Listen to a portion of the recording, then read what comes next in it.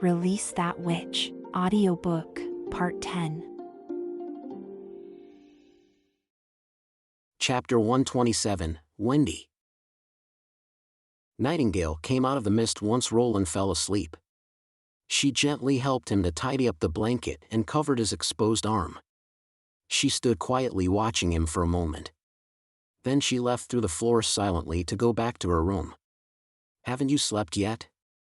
Nightingale was slightly surprised to see Wendy still reading at the bedside. "I'm afraid that what you're doing is wrong." Wendy stared at her. "His Highness isn't a child. Is it necessary to take care of him until he falls asleep? His Highness sent people to the other cities and towns to spread news of the witch organization. I'm just being cautious in case the witches intentionally come to hurt His Highness after hearing the news." Nightingale picked up a wet towel and wiped her face, before untying her red belt and leather wrist guard. Then she unbuckled her armor. This outfit was newly made by His Highness. The ivory hooded jacket design was extremely obvious, but yet Roland thought it was very suitable for an assassin. Nightingale carefully hung the clothes up and smoothed out every wrinkle. Her perfectly fit body was wrapped within a piece of fine gauze, and there was no fat to be found on her tight abdomen and thighs. What kind of accident would there be? Wendy put down her book. "We have our sisters living in the castle and there are the guards patrolling outside the castle. Besides, haven't you put the stone under his pillow? You've never touched something like that before." "Well, I'm just doing it to ensure his safety." She sat by the side of the bed, took off her long boots, pulled her slender legs up and turned herself over beside Wendy. "Did you even hear what I said last time?" Wendy sighed. "Veronica, we're witches." "I know, Wendy," Nightingale nodded and said, "we're witches. Prince Roland would marry a witch." He had said it himself, and he had not been lying. Of course, Nightingale should not disseminate this information unless it was necessary. She silently apologized to Wendy and changed the topic. "Do you have any information about the church?"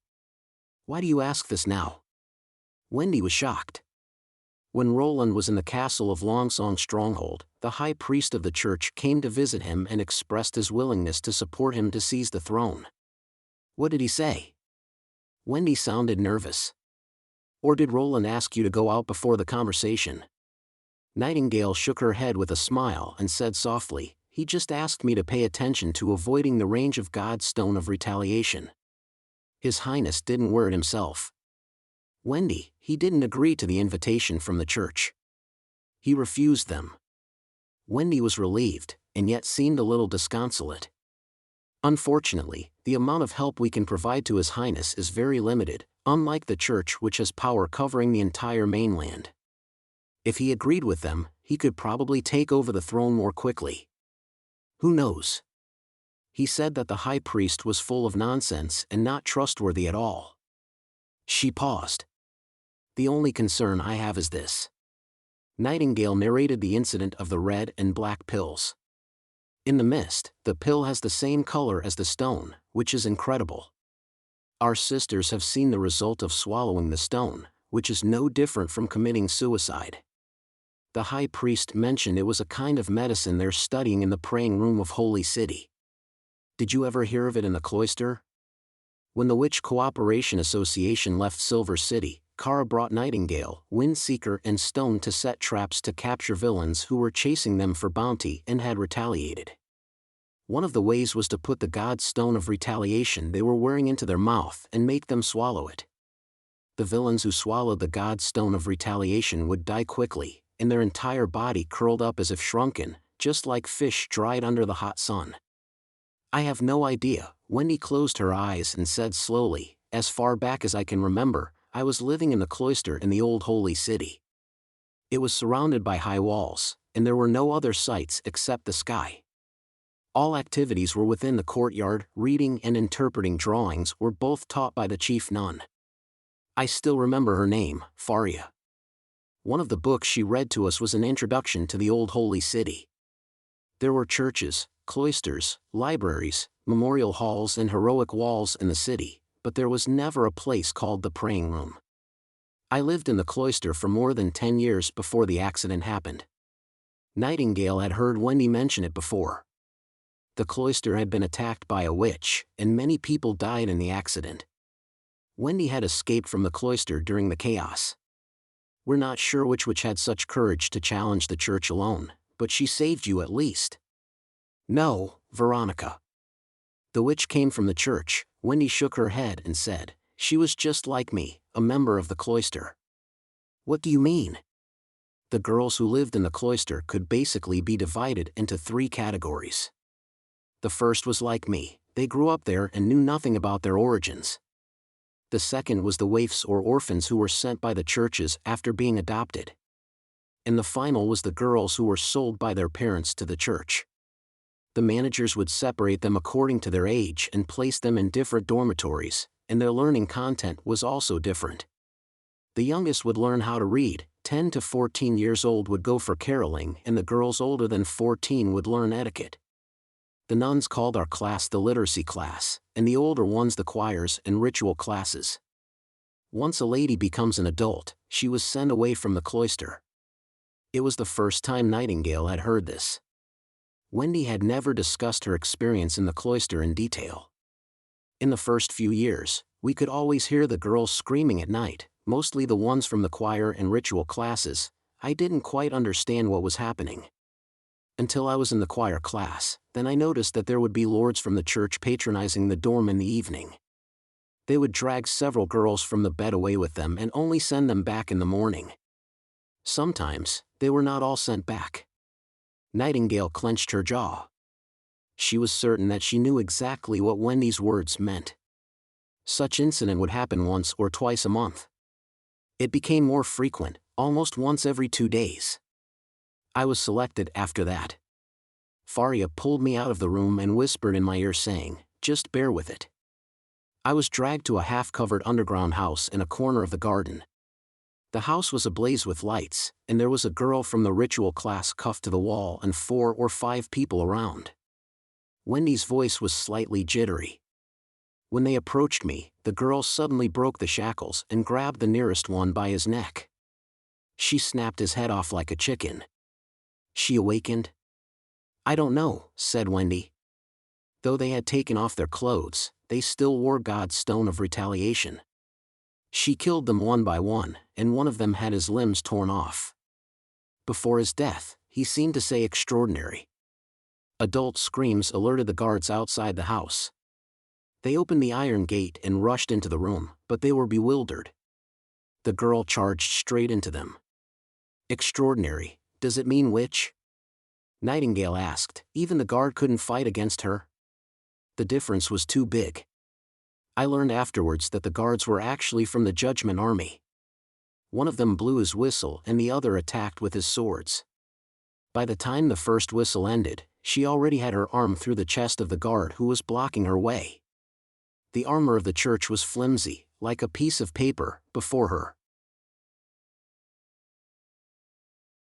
Chapter 128, The Pill Test. She picked up the sword of the judgment soldiers, stabbed Faria, and split a judgment soldier into 2 pieces. The blade was broken into several pieces. However, the whistle had alerted the entire cloister. There were a lot of people rushing to the scene with oil lamps. She put on Faria's clothes and picked up the weapon of the other judgment soldier and walked towards the guards all by herself. I sat in a room full of bleeding bodies and I came back to myself after staring blankly for a while. One of the dead men was in charge of the keys of every entrance of the cloister. I pulled the keys out from the clothes that were scattered on a side and took the God's stone of retaliation off their bodies at the same time. Although I didn't know what the use of the stone back was then, I simply thought that with its translucent appearance, it could be sold for a good price. The priest, the guards, and the judgment army of the cloisters were searching for her.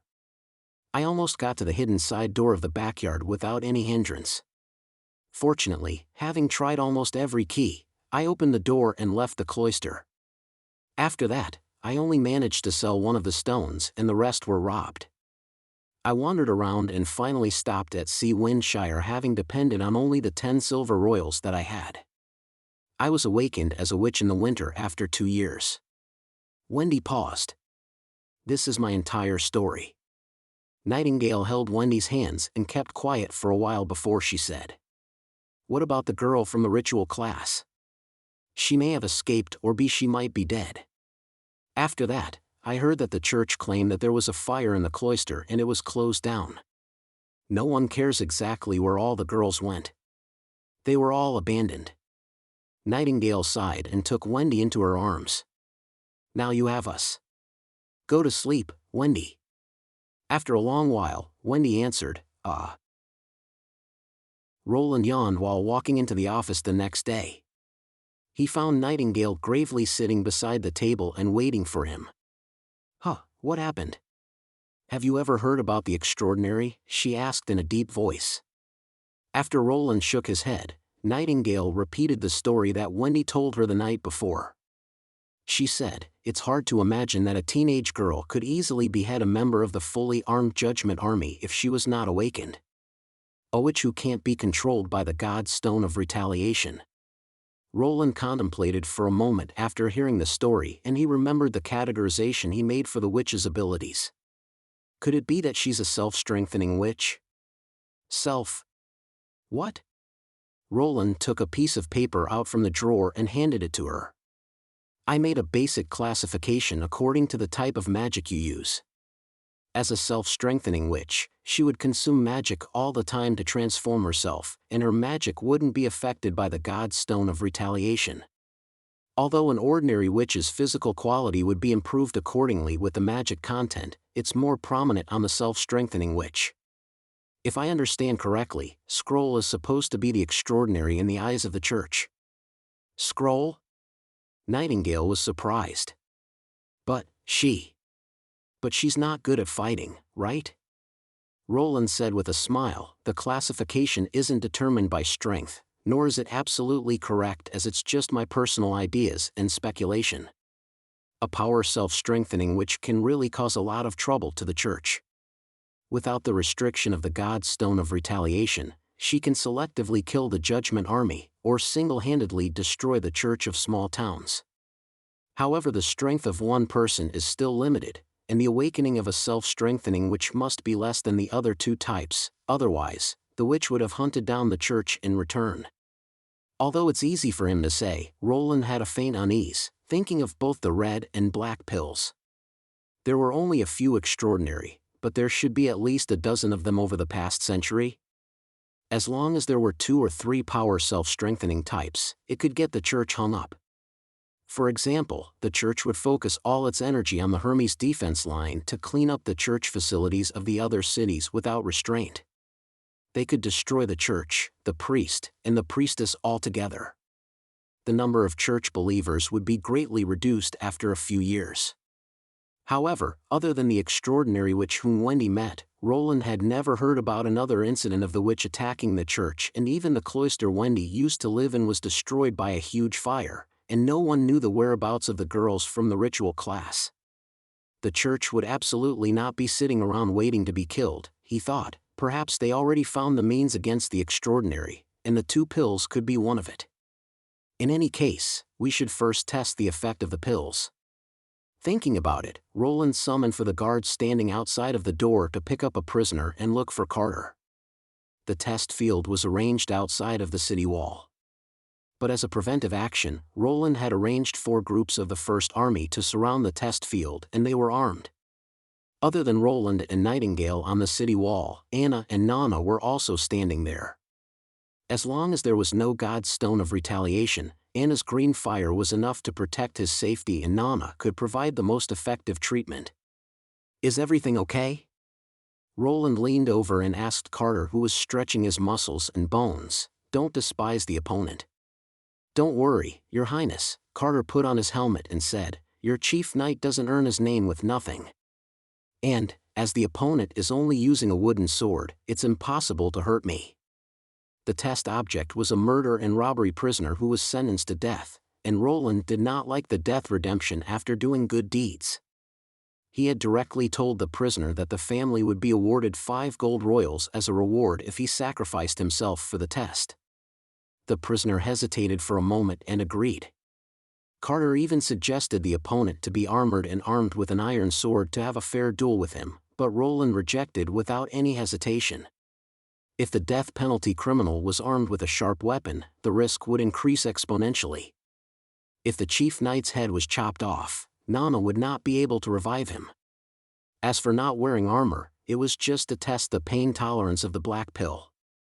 After the prisoner took both of the pills, the expression on his face quickly changed. Blue veins appeared on his forehead and his arms, his skin appeared to be dark red and he was breathing hastily. He grabbed the wooden sword and dashed towards the chief knight who was quietly waiting, at the speed comparable to a running wolf. Everywhere he stepped he left a small hole, and the soil beneath his feet was trodden out into a few small pits. Carter looked a little surprised, but still calmly took a step to the side and sliced with his sword. This trick could force the opponent to change direction, or the blade would cut into his ribs. The opponent was just a murderer who never went through any combat training except for his strength. It was not a surprise that he was fluttered into the air with the side of his chest deeply cut open with blood gushing out. The injury was enough to affect half of his body, but he looked unconcerned and pounced towards the chief knight. Carter used the same trick, but with a slight change this time. When they passed by each other, the prisoner single-handedly pointed the wooden sword towards the knight. Generally, the awkward posture should not be threatening, but the chief knight saw a shadow when the wooden sword was swept out, and he subconsciously blocked with his sword. The strong impact forced him to take 2 steps backwards, while the wooden sword was also broken.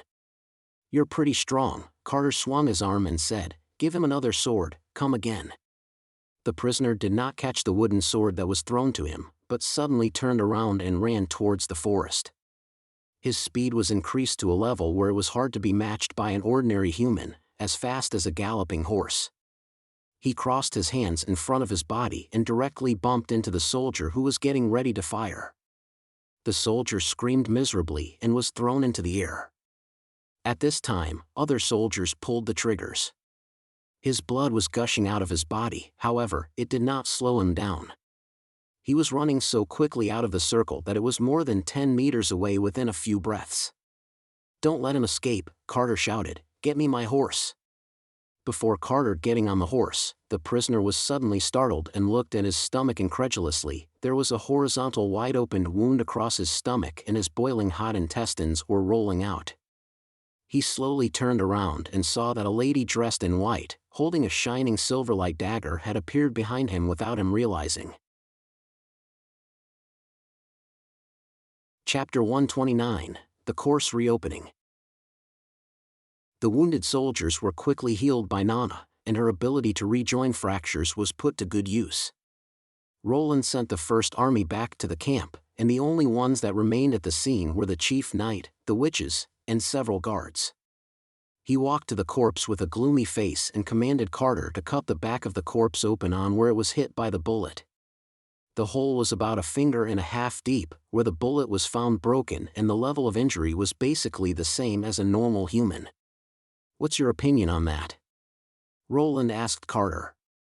Carter also seemed a little upset, for he probably did not expect to have someone who never received a sword training to use such a move. It was simply empty strength and speed. If it was not for our observation, I would have cut his head off on my first attack. What if he were a knight? This. Carter contemplated. If he were a knight under the Duke, I probably could still barely cope with it, but if it was the Frostwind Knight and the Steelheart Knight from the King's City's Knightage, I probably couldn't measure up. Roland declined to comment as they would be relying on sword techniques and skills, and perhaps what Carter said was true, but with the armors, the situation would be worse. Assuming the prisoner was wearing heavy armor, with a helmet and a two-handed sword, Carter absolutely could not win so easily. The power enhancement was multifaceted. They could carry more heavy armor and weapons, and enhance the speed as well as being able to last longer in combat. Roland thought that he had to correct the idea he had before in Longsong's stronghold. Adrenaline? No, this is much worse than adrenaline, for hormones could only stimulate the potential of the human body. However, the red pill apparently had made the prisoner break through his limitation. He was almost comparable to the heavily armed cavalry, especially the speed and momentum he showed when he was running. The effect of the black pill was equally amazing. He was almost cut in half across his ribs, and even after being shot at close range, they could not stop him. If it were the ordinary people, he should have lost combat effectiveness due to the pain. A civilian who had no fear of pain had become so powerful. What if it were a group of well-trained soldiers? Thinking of the words of the high priest, Roland could not help but frown. "Your Highness," Nightingale said, "look at his skin." After the initial red color on the skin of prisoner's hand faded, it became pale and crumpled, like a molting snake. Roland poked it with a knife handle and noticed that there was no solid muscle under the skin and it felt empty. After cutting it open, he noticed that the subcutaneous fat had turned into mucus and the muscles had also shrunk. The effect is the same as after swallowing the god stone of retaliation. She looked at Prince Roland and said, "The pills indeed contain the ingredients of the stone." Simply swallowing the stone would not produce the effect of power enhancement, Roland said while thinking, how did they come out with such unscientific stuff?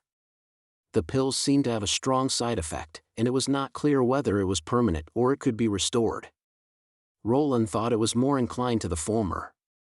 If it were the latter, the drug similar to an enhancer of mixed morphine and adrenaline would completely be considered as the magical war potion. As long as it was distributed according to the recovery time, it would not be a surprise for the Church to use it to dominate the world.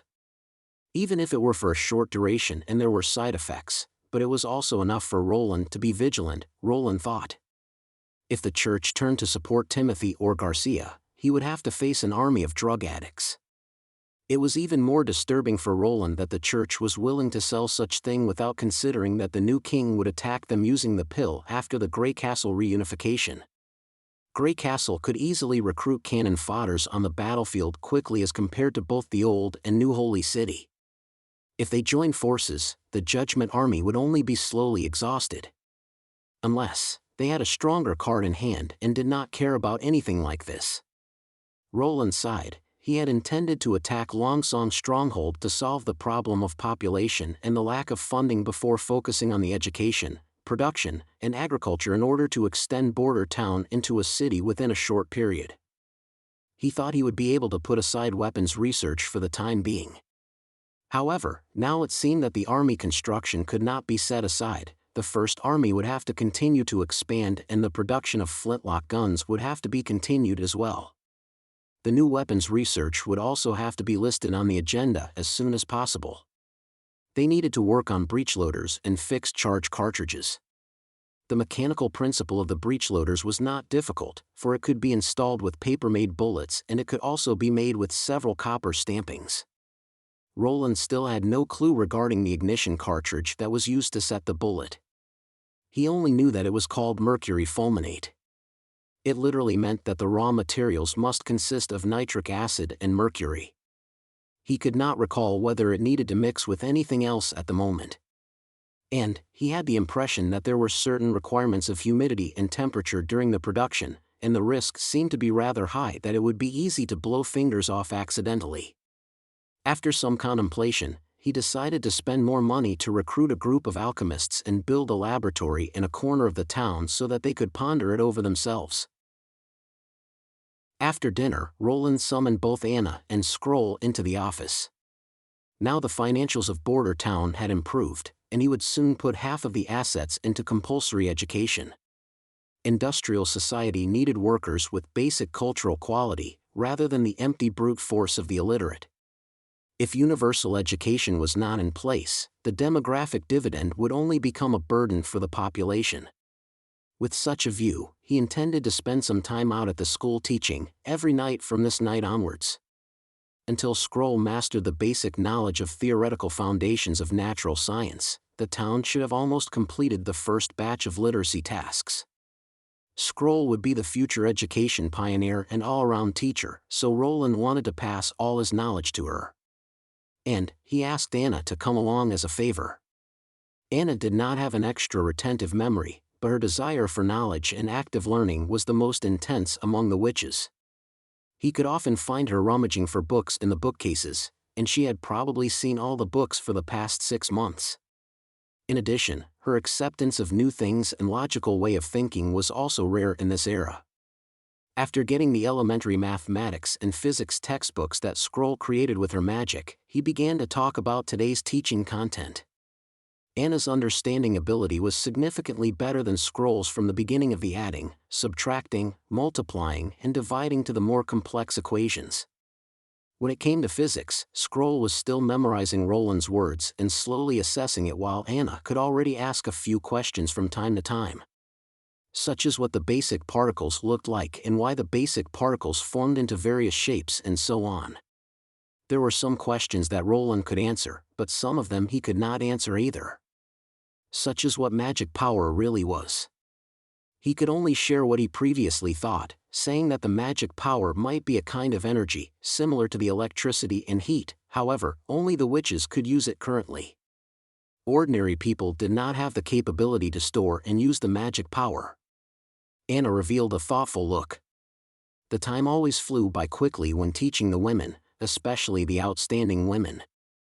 The candle had been changed twice without Roland knowing, and the new one was already at its end. Suddenly, Roland heard a soft snoring noise. Nightingale, who was lying on the sofa, had fallen asleep unknowingly. Perhaps the course was like a lullaby for her. The mist had lifted the coverage, her totally inelegant sleeping position exposed to the eyes of three of them. Roland shook his head helplessly and decided to end today's class here. He took off his coat and gently covered her, blew out the candle and closed the door behind him, while Anna and Scroll were trying to hold back from laughing. Chapter 130, An Evolved Ability. After returning to her room, Anna threw a cluster of green flames into a wooden barrel filled with water. The water would be soon heated up. She took off her clothes and stepped into the wooden barrel. When witches wanted to clean their bodies, they came to Anna to help boil the water. After all, it was troublesome to fetch water from the kitchen. Roland was surprised when he found out. It seemed like it was difficult for him to accept the repeated usage of bath water. When Anna thought of this, she found it funny. For a commoner, it was difficult enough to clean his body once a month. Thus, it was very common to use bath water several times. He was not even aware of the great improvements in the witches' living conditions after he took them in. Anna shook her head. His Highness Roland Wimbledon seemed to be erudite, but in some places, he was slow-witted. She had read many stories where the princes would participate in various banquets and parties since his childhood. They would be familiar with all kinds of women. A prince could be ignorant and cowardly, but he should at least be good at socializing. However, this feeling made her feel inexplicably secure. His Highness' head was filled with much knowledge that took her breath away, such as the steam-operated iron machine and floating stones on the water by calculation. In today's lesson, the world is made up of little balls, so tiny that they need to be magnified thousands of times so the naked eye can see them. Because of this, they are everywhere. Either for solid, gas, and liquid, or for people, flowers, and stones. When broken down, at their core, they are all basically the same material. Anna found all these unbelievable. But how did Her Highness know all these? After wiping herself, she dried the dripping water on her body with fire. She put on her clothes and sat at her desk. In the center of the desk was a textbook written by Roland. There was a period of time before the Book of Illusion was finished, so Anna borrowed this textbook. She wanted to read it for a bit before going to bed. The book began with the common phenomena in life, before unfolding gradually like a peeled onion. Some pages were even illustrated with vivid and interesting drawings. Anna was so immersed in absorbing all the novel knowledge that she found it hard to stop after turning to the first page. While the pages in the first part were relatively simple, the latter became more and more difficult to understand. Take the chapter on temperature, for example. It said that the cold and the heat are the active reactions of those tiny balls. The more energy those tiny balls get, the more actively they move. From a macro perspective, the temperature would rise. If what His Highness said was true, would her green flames become many active tiny balls after being magnified? The candle burned to its end as time went on. After the flames wavered twice, it went out. Just then, the Book of Illusion was completed. The pages and handwriting became gradually transparent before disappearing altogether. Darkness engulfed the room until a green flame blossomed from Anna's fingertips, lighting up the whole room. Looking at the empty desk, she felt somewhat disappointed. Holding up her right hand, the dark blue magic was like a cluster of fluorescent lights, motionless on her fingertips. She wanted to give it a test. If everything was made up of tiny balls, could it be as tiny as a tiny ball? Anna closed her eyes and visualized the image of countless particles that made it up. The flames started to change. It changed from a droplet-like shape to a thin line. It became thinner and longer, before finally resembling a hair. Anna noticed the change, but it was not enough for her. She thought the hair was still much bigger than a tiny ball. It could become much thinner. Even though she thought so, it seemed difficult to transform the green flames again. The light became dim and the thin green light started to tremble. Perhaps they could not be stacked, but can be linked. Her Highness had once said that there was a fixed chain between the tiny balls. Maybe she could reshape them. The particles imagined in Anna's mind shook twice, and with a bang, the links were broken up. The fire particles were no longer connected to each other, but flew apart like stars in the sky. The green flames may have disappeared, but in her mind, they still existed in a different shape.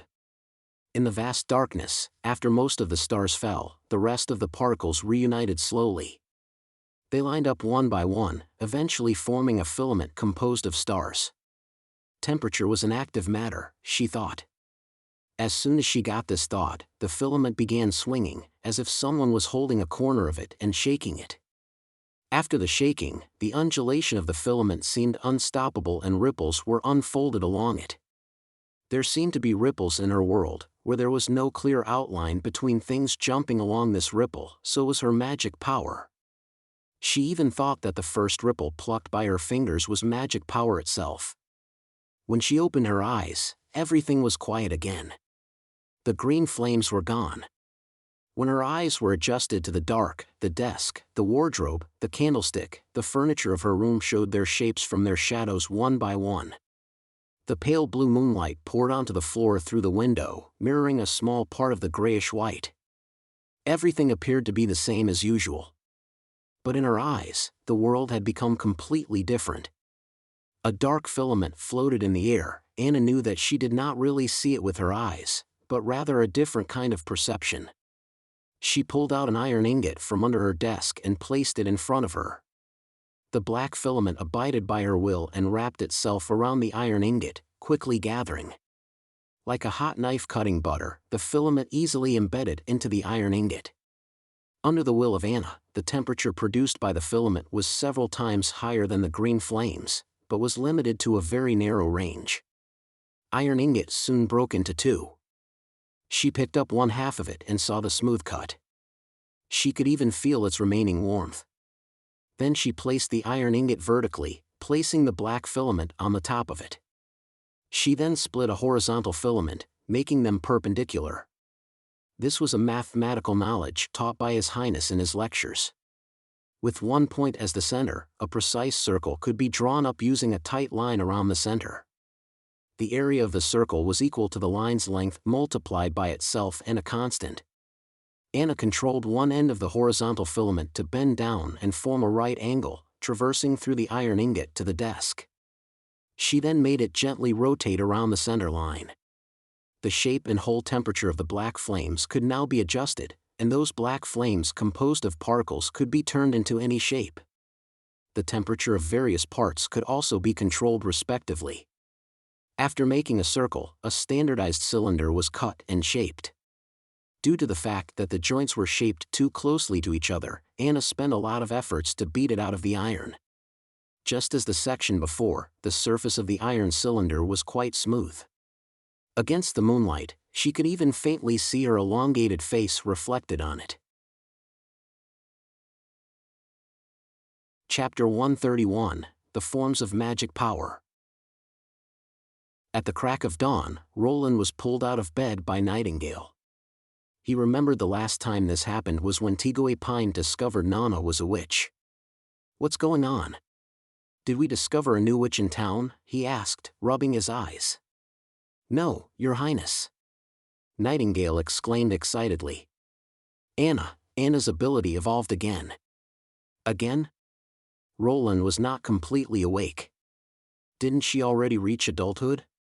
It's a post-adulthood evolution. I've never seen such amazing magic power. It acts just like an entity. Nightingale brought him a washbasin and continued, Scroll and Wendy have never heard of it as well. Hurry up and take a look. Everyone's in the office waiting for you. Roland gave his face a cursory wash. After putting on his clothes, he went straight to the office on the second floor with Nightingale. When he went in, the eyes of 11 witches were focused on him. Anna's eyes were swollen, as if she had not slept well the whole night. Who can tell me what happened? The first to speak was still Nightingale. When I passed by Anna's room this morning, I saw her sleeping at her desk with a pile of iron lumps. I wanted to wake her up, but when I got closer, I noticed her magic power had turned. She paused momentarily, as if to think of a way to describe it. Her magic power has become a fixed shape, like a revolving block. A block? Roland approached Anna and carefully observed her. There was nothing unusual about her, except for her exhaustion. Then he noticed a cylinder on the desk. The cylinder seemed to be made out of pig iron. Its smooth gray surface and the flatness of its top was an unbelievable sight for him. This is. Anna made that, Nightingale said, using her new magic power. After a witch is awakened, her body will gather magic power. At first it'll as pale as the fog, but in a few years, it'll slowly become a whirlpool of gas of a different color. For example, Wendy's color is white and Leaf's color is green. As for Anna, her magic power was immense in the past. In adulthood, it became a lot more condensed, making it a dark green. But her magic power is now only the size of a fist. It's like a solid object, completely opaque. She picked up a quill pen on the desk to roughly depict it. That's basically what it looks like now. Nightingale's drawing was terrible, but Roland could still tell that it was a cube. He looked at Anna. What happened last night? Anna told him what she experienced. When she finished talking, the other witches were still confused. They did not understand what the tiny balls, vibration, and linking had to do with the evolution of her ability. Roland was the only one who was a little shocked. In his view, magic power was a form of energy and it was the witch who released it. Magic power could be transformed infinitely, but its form was ultimately dependent on the witch manipulating it. In other words, it depended on the witch's thoughts. If his guess was accurate, a witch's thoughts could have far-reaching impacts on her magic power. To put it simply, a man who had never seen a plane would find it hard to imagine a huge iron bird flying in the air. A man who had never seen the universe would naturally not know how wide the world was. It was one's knowledge and thoughts that limited the use of magic power. Every step in understanding the nature of the world would bring great progress in science and technology. Would that hold true for a witch's ability? The more they understood the world, the closer their magic power got to its origin. Let me see your new ability, Roland said curiously. Anna stuck out her fingers. A mass of black flames appeared on her fingertips, looking nothing different from ordinary flames, except for the fact that they did not glow. Can your black fire change shapes freely? Anna nodded and controlled the black fire to the table. Soon, the black fire suddenly turned into a cube. Not yet all the people noticed what happened. The cube spread into a black cloth, almost covered the entire desktop, and then concentrated to the center gradually. It turned into a straight line. Roland could not help touching it and found that hair-shaped slim black line did not move. That was so incredible. We all knew that even if it was hard as steel, when it was pulled into a filament, one could easily twist it with fingers. This was determined by the flexibility of the object. The absolutely solid material did not exist. Can you make it finer? Yes, but you can't touch it anymore, said Anna, otherwise it'll cut you. What about the temperature? Can you control it freely as well? Yes. Compared with the green fire, I can make it produce different temperatures at different parts. Roland basically understood what Nightingale meant by the ability like real substance. Compared with the green fire, which is gentle as water, her ability had been coherent at the moment, and it was not appropriate to describe her ability as flame. When Anna accepted the point of view that the world was made by the microparticle, her knowledge of the temperature generated by flame broke the horizon of the temperature generated by particle movements. What could be sure was the two sides did not control the particles, like they did not control the flame. Whether the originally ordinary flame, or the green and black flame after adult year, they were all the forms of magic power. Even though both were heat transformed from magic power, the effects were totally different. Roland could not help thinking that Anna was a true genius. Other than that, he had nothing more appropriate to describe her. After learning the theory just a few days ago, she immediately understood and even applied it to her magic power. Such thought and capacity for knowledge could only be found in talented people. Anna's transformation also made him more interested in exploring the true meaning of the world. It was a pity that Roland could never possess magic power. This might be the biggest regret for him after the time traveled. After all, most people had a superhero dream. If one developed incredible strength out of the blue, thus changing his whole life, how wonderful would that be? I think I've figured out the reason for the change in Anna's ability, he told the witches, leaving behind his regret in his heart. What's that? The witches asked. Learning. Learning? Scroll muttered. Do you mean the class yesterday?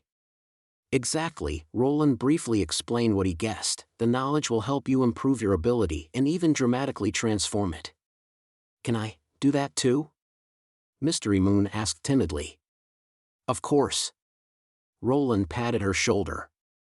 If not for the fact that steam engines were limited in number, and they could not find rubber, they could have made wires. The pile of strong magnets made with her enchantment would definitely come in handy.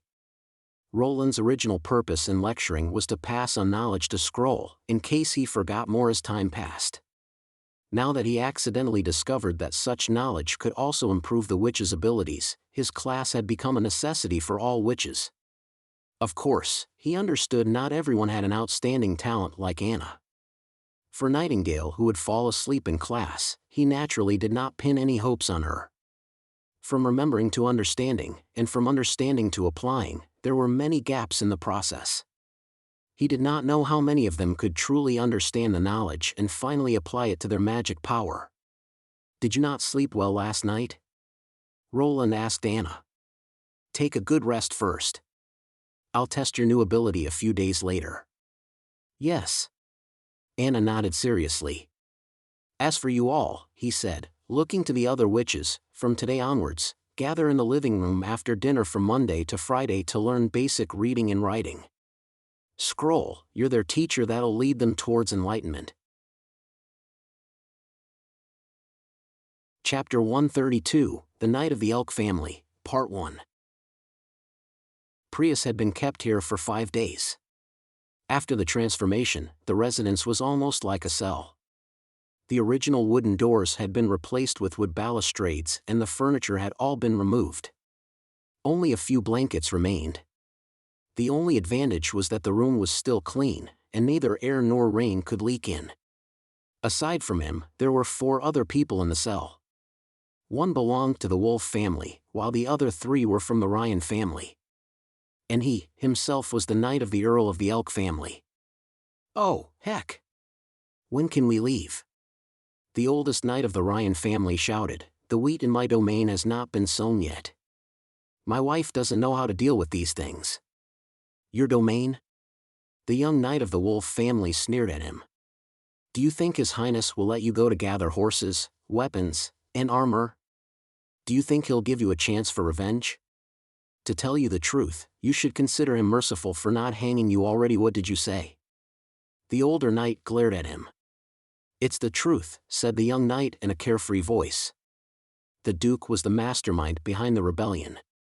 Why did he not dispose of his elite knightage, to leave them for his son? As for us, we had no choice but to go to the battlefield under the threats of the Duke. I think you're suicidal. He walked over and lifted the young man, with his right hand clenched. As he was about to beat him, a hand stretched out from behind and held him firmly. "Stop! Halon. Do you want to attract the guards?" An extremely handsome knight pushed down his fist. "He's right. We're the Knights of the Duke. When convicted, the sentence will be severe. Right now, the only thing we can do is to wait for the result. Look at the Knight of the Elk family and look at you. Where's your demeanor as a noble?" Prius knew him. He was Ferlin Eltek, the Star Knight of Longsong Stronghold. His nickname was Morning Light. He had attracted many young ladies of the noble. But in the end, H had married a civilian woman, which had caused a big clamor at the time. Hearing Ferlin Eltek mentioning him, Prius could not remain silent anymore.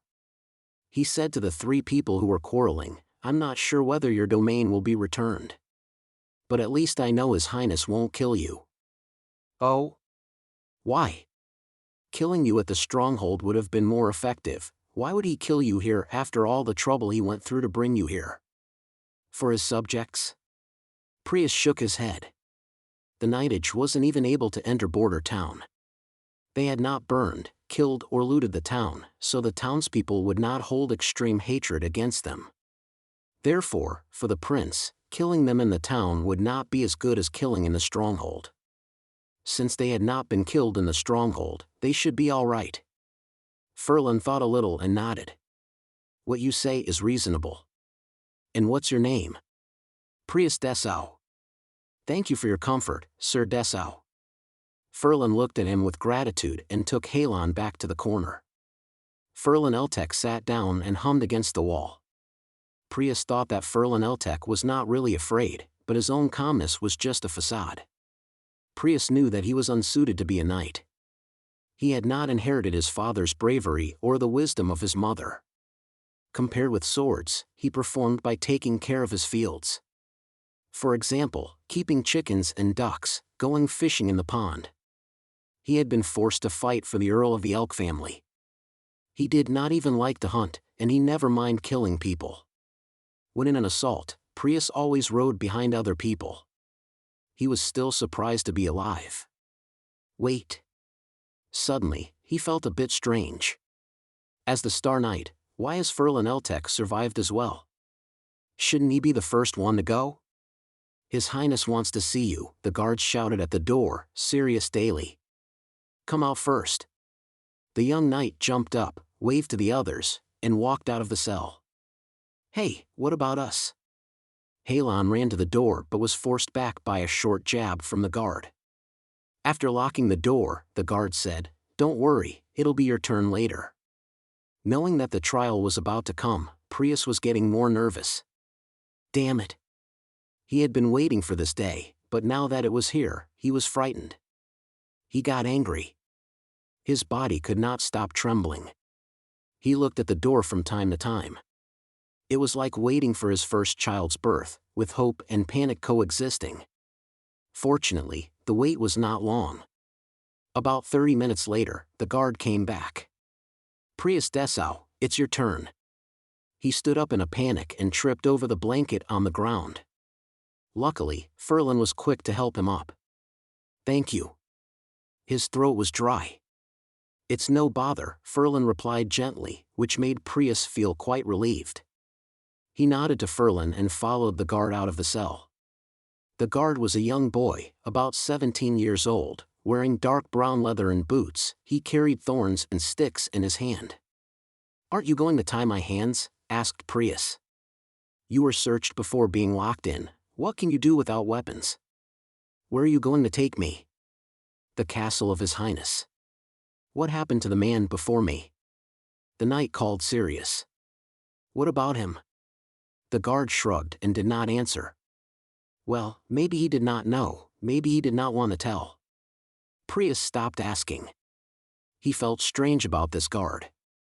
He looked like an ordinary civilian from his dress and appearance, but he was not afraid of the knights, and when talking he did not even use the most basic honorifics. It seemed that he was not aware that these people could easily determine his life and death in normal times. Something was strange about the guard's eyes. Prius had seen many civilians who had been running around for life, who were stiff and indifferent, just as a corpse without soul. But in this man's eyes, he saw the pride. He was obviously a civilian, but he had the same proud manner as the knights. Prius was very confused. What kind of environment could create such a person? He looked around. Though he had not been to Border Town before, he had still heard of this barren and desolate place. But the town in front of him was thriving, far different from what he had imagined. The streets were crowded with busy people bustling about quickly. From time to time someone would say hello to the guard. Everyone's faces were ruddy and full of energy as if there had been no suffering during the months of demons. Close to the castle, he saw an open space with more than 100 people. It seemed that they were building houses, but looking at the size, it looked like more than one. The materials piled nearby were clay bricks. In general, only the nobles could choose this expensive material, but then again, these houses were too small for the nobles. Some of the houses already built in the open space were just a little bigger than his own living room. In addition, the rooms were too similar, as if they were printed out. What kind of noble would like this kind of room? With his mind full of questions, Prius entered the castle.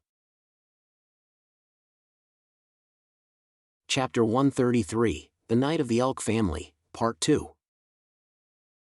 Before entering the room, Prius was searched again. This time the search was much more detailed. From top to bottom, any place that could hide a knife or dagger was checked again, even his saws were searched. Then he saw the men who defeated the Duke the Coalition, Roland Wimbledon, the 4th Prince of Grey Castle, the Lord of the Border Town, and the new Lord of the Western Region. The prince had long grey hair, a symbol of his royal blood. His face looked very young, at most 20 years old. His hair was not bounded, and he did wear any crown. The fingers holding the quill pen were slender, and you could not see any jewelry or rings on his hand, not even a bracelet. This was very rare for the noble. Prius Dessau, Knight of the Earl of the Elk Family? Roland leaned against the chair and looked over his list. Yes, Your Highness. Prius knelt down on one knee. He still could not believe that this man, who had no beard on his face, could lead a group of miners and hunters to defeat Duke Ryan. Are you literate? Can you read or write? Please stand up and answer my questions. I am, Your Highness. This is the most basic requirement of a knight. Swinging up, Prius stood wobbling. He suddenly remembered that being adept with both the pen and the sword did not apply to some of older knights that had been conferred in the Kingdom of Grey Castle, so he added, the new knights. Over the past 3 decades, battle accomplishments and battle skills had had a reduced role in the appointment of new knights, as many other considerations had been added. If you could not read or write, it was difficult to be chosen by the Lord. The rise of Frostwind Knight in the King's City, and Morning Light in the Western Region had also taken the requirements to a new level. So if one desired to become a trainee knight, the first thing to learn would be reading. To reach a higher level, he also had to be proficient in all kinds of etiquette. But Prius did not understand why His Highness asked this question. Well, said the prince, then I'll make the verdict now. This made him hold his breath instantly. You have 2 choices. One is to become a miner in the North Slope mine for 2 decades to redeem your sins. The other one is to become a teacher, teaching my people to read and write. Miners aren't slaves, rather you would be getting a salary, and you could have 3 days off per month.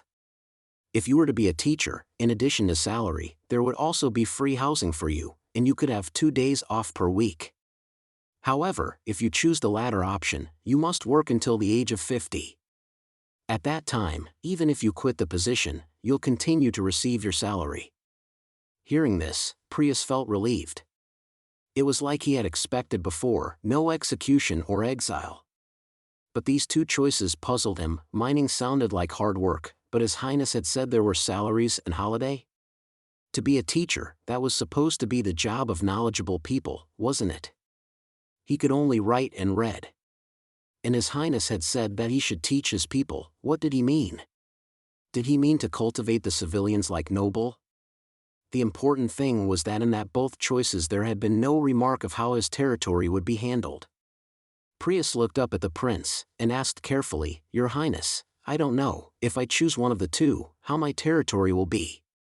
"From the moment you lifted the sword to me, your territory was no longer yours," Roland said bluntly, "and I've reached an agreement with the successor of the Elk family. Your estate will be converted to gold royals as compensation to you, and when you make your choice, the new earl will send the compensation together with your family to border towns so that he can vacate the place to recruit knights." Prius was worried, for there were only a house and a flock of chickens and ducks in his territory. How much could these things be worth? The new earl would certainly take a big discount. It was hard to say if there were 30 gold royals or not. The earl had just died, and his successor would abandon him. Prius was disappointed. "As an accomplice to the rebels, this is a minor verdict," said Roland. "Why regret a bare territory?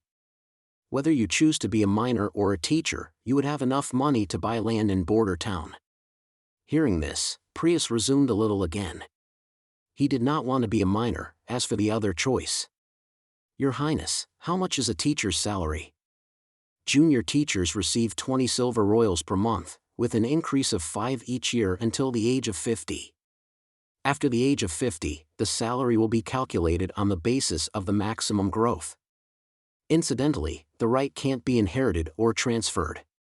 Prius calculated that with nearly 3 gold royals every year, in addition to the increase every year, in about 4 or 5 years, he would have the revenue of his territories. "Your Highness, what does junior teacher mean? Are there other categories?" "Of course.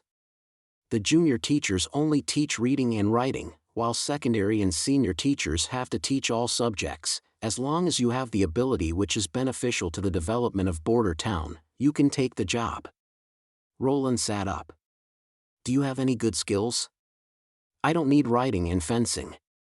I'm not good at these skills anyway," Prius thought. He hesitated and then spoke, "Your Highness, I'm good at raising chickens and ducks, and I'm also good at fishing. Do these skills work?" The moment the words left his mouth, he regretted it. The skills he had said could not be considered skills. Chicken and ducks could be alive in the wild by themselves. And noblemen like to raise birds and cats, but this was just their hobby. They never dedicated to raising these small animals. As for fishing, this was the same as the hunting, which was just a personal hobby. His Highness was actually interested in the first part of his sentence. "Oh, how to raise poultry. Please tell me about it." "Well, according to the experience I've gained in the territory, they'll grow faster if fed with some corn, rather than the full stocking. And if the grain is mixed with sand, they'll also grow fast. Meanwhile, the food can be saved. You need to build a shed in a ventilated place, which can keep out rain, wind and sun. Especially in summer, if there's no shed, the hen will probably stop laying eggs. And in winter, if you put straw inside, you can avoid the chickens freezing to death. In addition, if the chickens are fed some fish every month, then the flocks are less likely to get sick. Of course, the cleaning of chicken manure is also very important." His Highness started laughing. "Not bad. It seems that the noble of the western region isn't completely useless." "Your Highness." Prius did not understand. Fortunately, Roland Wimbledon quickly solved his worries. "I'll let people buy some chickens and ducks from Longsong Stronghold, and I'll give some land west of the border to you to raise the poultry there. If you do well and teach the raising method to others, the remuneration will be the same as the secondary teachers. The salary starts with 50 silver royals per month in the first year, with an increase of 10 each year. But if it fails, North Slope is your only choice." Chapter 134, Morning Light. Roland wrote down on a paper how he would deal with Prius, and then put down the quill and rubbed his aching neck. "Your Highness, do you need me to help you relax?" He heard Nightingale's voice. "There are still more than 30 people to deal with, maybe later." Roland rejected her with a smile and then rang the bell placed on the side of his table. The sooner he finished with these matters, the sooner he could initiate Border Town's universal education. With Anna's new ability, he was full of expectation about the future. The next person brought in to by the guards was a tall knight, and Roland's first impression on him was that he looked extraordinarily handsome. He was not that far off from Carter, who was also very attractive. Of course, in Roland's eyes, being extremely good-looking was a bad thing. He glanced at his list and asked, "Ferlin Eltek?" But unlike the other people, there were also additional comments after his name, so Roland continued reading, "Head of the Lion Knightage, Morning Light, First Knight of the Western Territory." "You have so many titles." "I do, Your Highness." Ferlin went down on one knee. "I thought people like you would be in the front line of the battle." Roland raised his brow. "How did you manage to survive?" "I hid in the back," he replied honestly. "As long as you control the gallop of your horse, it'll look like you're in full sprint, while in fact, the horse speed is still relatively low." Roland never expected such a straightforward answer. He was expecting some kind of excuse to cover up his cowardliness and how he had escaped from the battle. It seemed that the situation was not as simple as he had first thought. As expected, Ferlin continued, "On the morning of the third day of your pursuit, in other words, the day of the Duke's death, I was standing right by his side, waiting for an opportunity to kill him, but because he had a large number of guards closely surrounding him, I couldn't attack him. Fortunately, your troops killed him in the end." He paused and bowed his head. "Your Highness, I want to express my gratitude for what you did. No matter what you need me to do, I won't have any objections." The last words could be regarded as a swear of allegiance. Stunned, Roland commanded, "Stand up and tell me, what happened?" "Yes, Your Highness." He stood up and began. "My wife, Irene, was originally a civilian who worked at a well-known theater in Longsong Stronghold. We met each other on a lucky encounter and immediately fell in love. I wanted to marry her, but my father and mother didn't support the wedding. So, I had to leave our territory and rent a room on a farm near the stronghold. That's where we also held the wedding. Shortly after our marriage, Irene finally got the opportunity to officially perform for the first time." The knight's voice became deeper. "Unexpectedly, the Duke also watched the performance and took a fancy to her, and soon afterward, while I was away on a mission, he took the opportunity to break into our room and raped Irene. It took a long time before she finally told me what had happened. I wanted to find the Duke and hold him responsible for his action, but Irene begged me not to act recklessly. Deep down, I also knew that if I were to try and do something, my chances of success weren't very high. Even if I was able to kill him, I'd never be able to escape his guards and Irene would most likely become an object of revenge for the Duke's heir. With no other option, I could only suppress myself, until the day he decided to march against Border Town. Although I didn't avenge him myself, Irene will finally be able to sleep without worrying that someone will break into her room during the night. And for me, a heavy burden has now finally been lifted from my heart, so please allow me to express my gratitude again." So that's what happened. Roland tapped on the table with his quill, a sign he had previously agreed with Nightingale whenever he had to check whether the other side was lying. Soon he felt Nightingale pinch his left scapula, which meant that the knight had told the truth. But this pinch was just a bit too hard, leaving Roland with a little flinch. "Can you read or write?" Ferlin was startled, clearly unable to follow the prince's thoughts. "I can." "Then I'll announce my verdict now."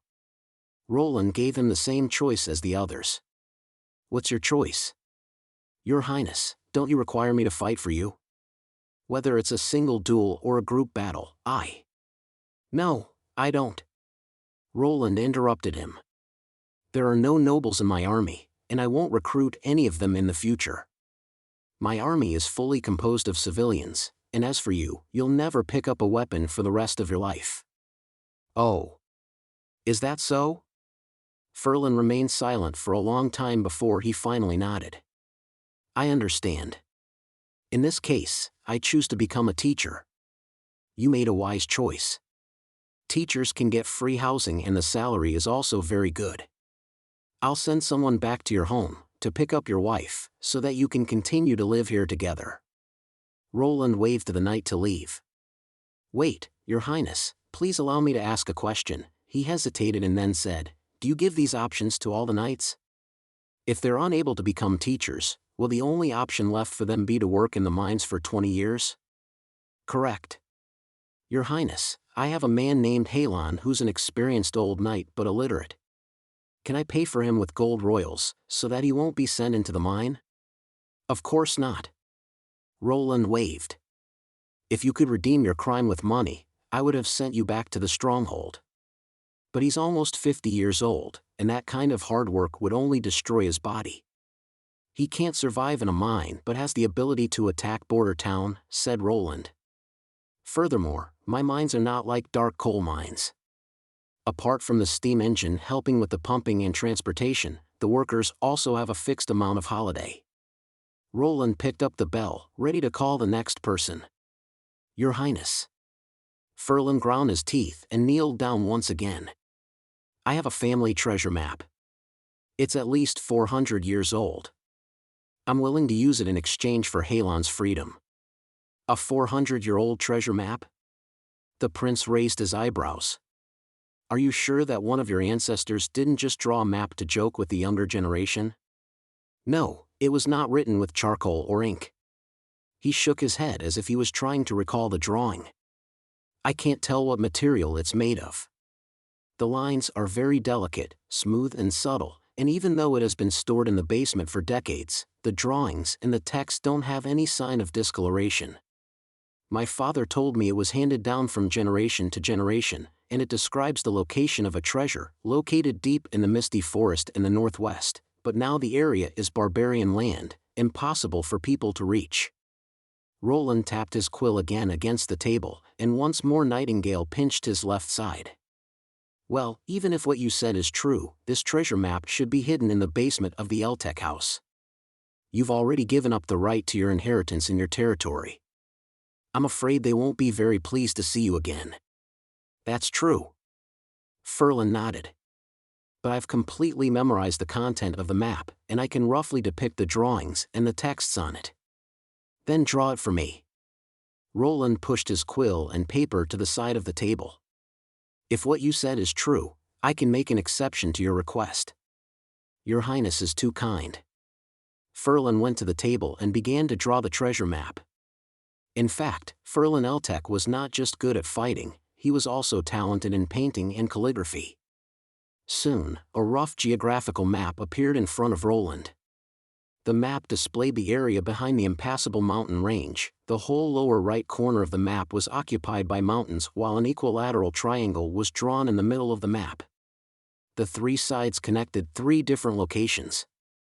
One corner pointed towards the foot of North Slope Mountain, and another pointed to a hexagonal star mark inside the misty forest, which most probably represented the so-called treasure's location. However, Roland's attention was entirely drawn to the third vertex of the triangle, located in the middle of the barbarian region, on top of a tooth-shaped mountaintop, with a word above it, Tequila. Chapter 135, starting from the basics. The number of demons increased day by day, but our numbers grew smaller. The holy city of Tequila had fallen, and the only option left to us was to flee in all directions. We fled over the mountains and across the rivers, getting as far as possible from the gates of hell. But next time, where should we flee? What's your opinion? Back in the office, Roland closed the Book of Illusion and turned to Scroll. If the knight remembers correctly, then this would be a really incredible coincidence. Scroll waited for a moment. The content in the treasure map is the same as the recordings in the ancient book. It proves that the church had indeed constructed a city in the wild places to defend against the demons. As for the marks on the map, perhaps they were defense towers, posts, warehouses, or whatever else they had built there. You mean, it isn't really a treasure map? Of course not. After all, the church isn't like bandits or pirates. They don't need to hide their treasures, not to mention leaving a drawing for future generations. Roland nodded. You're right, so. Is it a legit map? Most probably. Although it's not clear why the church didn't record this period of history, I believe that there are more ruins in the forest east of King City, explained Scroll. If the locations marked on the map are just constructions above the ground, there shouldn't be much left after all these centuries, but if they include underground facilities such as basements, underground remains must exist, and through them we might be able to discover some clues. What kind of clues? For example, why the church wants to hide the existence of the demons. Why are they so secretive about it when they've previously fought them? She paused, her voice becoming deeper. And, why do they hunt us, witches, as if we were demons? Roland did not know how to comfort her. After a long silence, he slowly said, "Unfortunately, we're not sure how accurate the drawing is." According to him, the original map was so precise that it didn't look to be drawn by hand. How about asking Nightingale to check the knight's home? That's not very appropriate. Roland disagreed. The treasure map has already been passed down for hundreds of years in their clan. It's highly probable that the basement is filled with God's stones of retaliation and other traps. Let's discuss this another time. He measured the sides of the triangle symbol. Anyway, for now, this place is out of our reach. Assuming that the foot of North Slope Mountain is our mines, then the location of the hexagonal star is at least 50 kilometers away from us, almost as far as the distance between Border Town and Longsong Stronghold. Apart from lightning, who could reach it within a day, the rest of us would need to walk for 2 or 3 days. Not to mention the chance of encountering demons. I don't want anything bad to happen to you. You could let Lightning explore the area from the air, maybe she'll discover something. Scroll proposed. That's a good idea. Roland stood up. Once she comes back, I'll talk to her. I need to go to North Slope Mine now, and you can start preparing your teaching materials for the lessons. If you need more copies, turn to Soraya for help. You have to continue their lessons this evening. Roland had combined what he had learned in primary school with the teaching methods of the palace, and passed everything to Scroll, including classic memorization, phonetic reading, writing and reciting phrases. With all of these, he believed she had everything needed to become a good teacher. Yes, Your Highness. Scroll saluted and left. The firing area behind North Slope Mine was double the size it had been before, and the 2 holes needed for the production of the 12-pound cannons were still visible on the ground. When Roland arrived, he saw Anna practicing her new ability. On the table, there were 2 finished products. They looked like steel pipes. He held one up, examining it. The steel pipes were perfectly round and had a smooth surface without any pores. The hole in the middle was equally wide on both sides, and sunlight passed through without any problems. Roland used his nails to measure the thickness of both sides, only to find that they were nearly identical. How were you able to make it? Roland praised her. Watch. Anna picked up a freshly cut steel bar, laying it flat in her hand, and then a thread of her black flame was inserted into one end, slowly burning through the whole bar. Then she rotated the thread around the center, and soon the hole was created. What a great ability, he thought. With the high temperature of her magic, Anna was capable of taking the industrial production of Border Town to a new level all by herself. Trying to contain his excitement, he said, "Let's try some basic tests first." The basic tests included the range of her ability's strength, and its duration. Nightingale came out of the mist. She was responsible for observing any changes to the magic power inside Anna's body. The results showed that other than a substantial increase in the strength and the duration of her ability, the range of her dark flames still remained at around 5 meters, and only within 3 meters was she able to control them with precision. At the same time, her ability still belonged to the summoning type. Her dark flames could still be affected by God's Stone of Retaliation, as they would immediately disappear once inside the range of one of them. Unless she could evolve to the point of directly utilizing magic power, it would be impossible to get past this hurdle, Roland thought. However, Anna's new abilities could turn heaven and earth upside down. With her black fire, it became much easier to produce industrial machines, all kinds of machine tools, and it quickly improved the quality of machining levels. But a large-scale industrialization could not be achieved by one person alone. For example, the task he gave Carl of building furnaces next to North Slope Mine was underway, with one furnace already constructed. However, by the time they tested it, they discovered that although they could use it to produce clay bricks for the creation of cement, its temperature tolerance was not up to standard. So, in the end, they still had to rely on Anna to produce the required cement. Fortunately, since her day of adulthood, she could complete the calcining process without the need to be inside the dusty room. Roland could solve the temperature problem. For instance, they could use the steam engine to create enough wind to improve the furnace's temperature, and they could then let the heated air circulate to minimize heat loss. But without Anna, the steam engine would not even exist. After all, only she could produce the key components. It could be said that the industrialization of Border Town relied heavily on Anna's ability. Without her, the so-called Industrial Revolution would be nothing more than a dream. During the months of demons, everything Roland did had been to survive, but now that the threat of the demonic beasts no longer existed, and Longsong Stronghold had provided them with enough manpower and funding, he naturally intended to change the current situation. Starting from the basics. He let Anna cut a 2-finger-wide, 1 mm thick steel sheet, then measured a centimeter-long distance on it, marked it, and repeated this until he had a 10-centimeter-long ruler. Then, using the black flames, they created vertical marks at a regular distance. Under her control, the distance between each vertical mark was almost identical. Roland intended to start with a ruler, and then continue with the creation of all kinds of measuring tools, in order to define all weights and measurements. These standard units would then be written as the norm into manuals, becoming an indispensable part of his imminent plan for universal education. Chapter 136, The Predicament.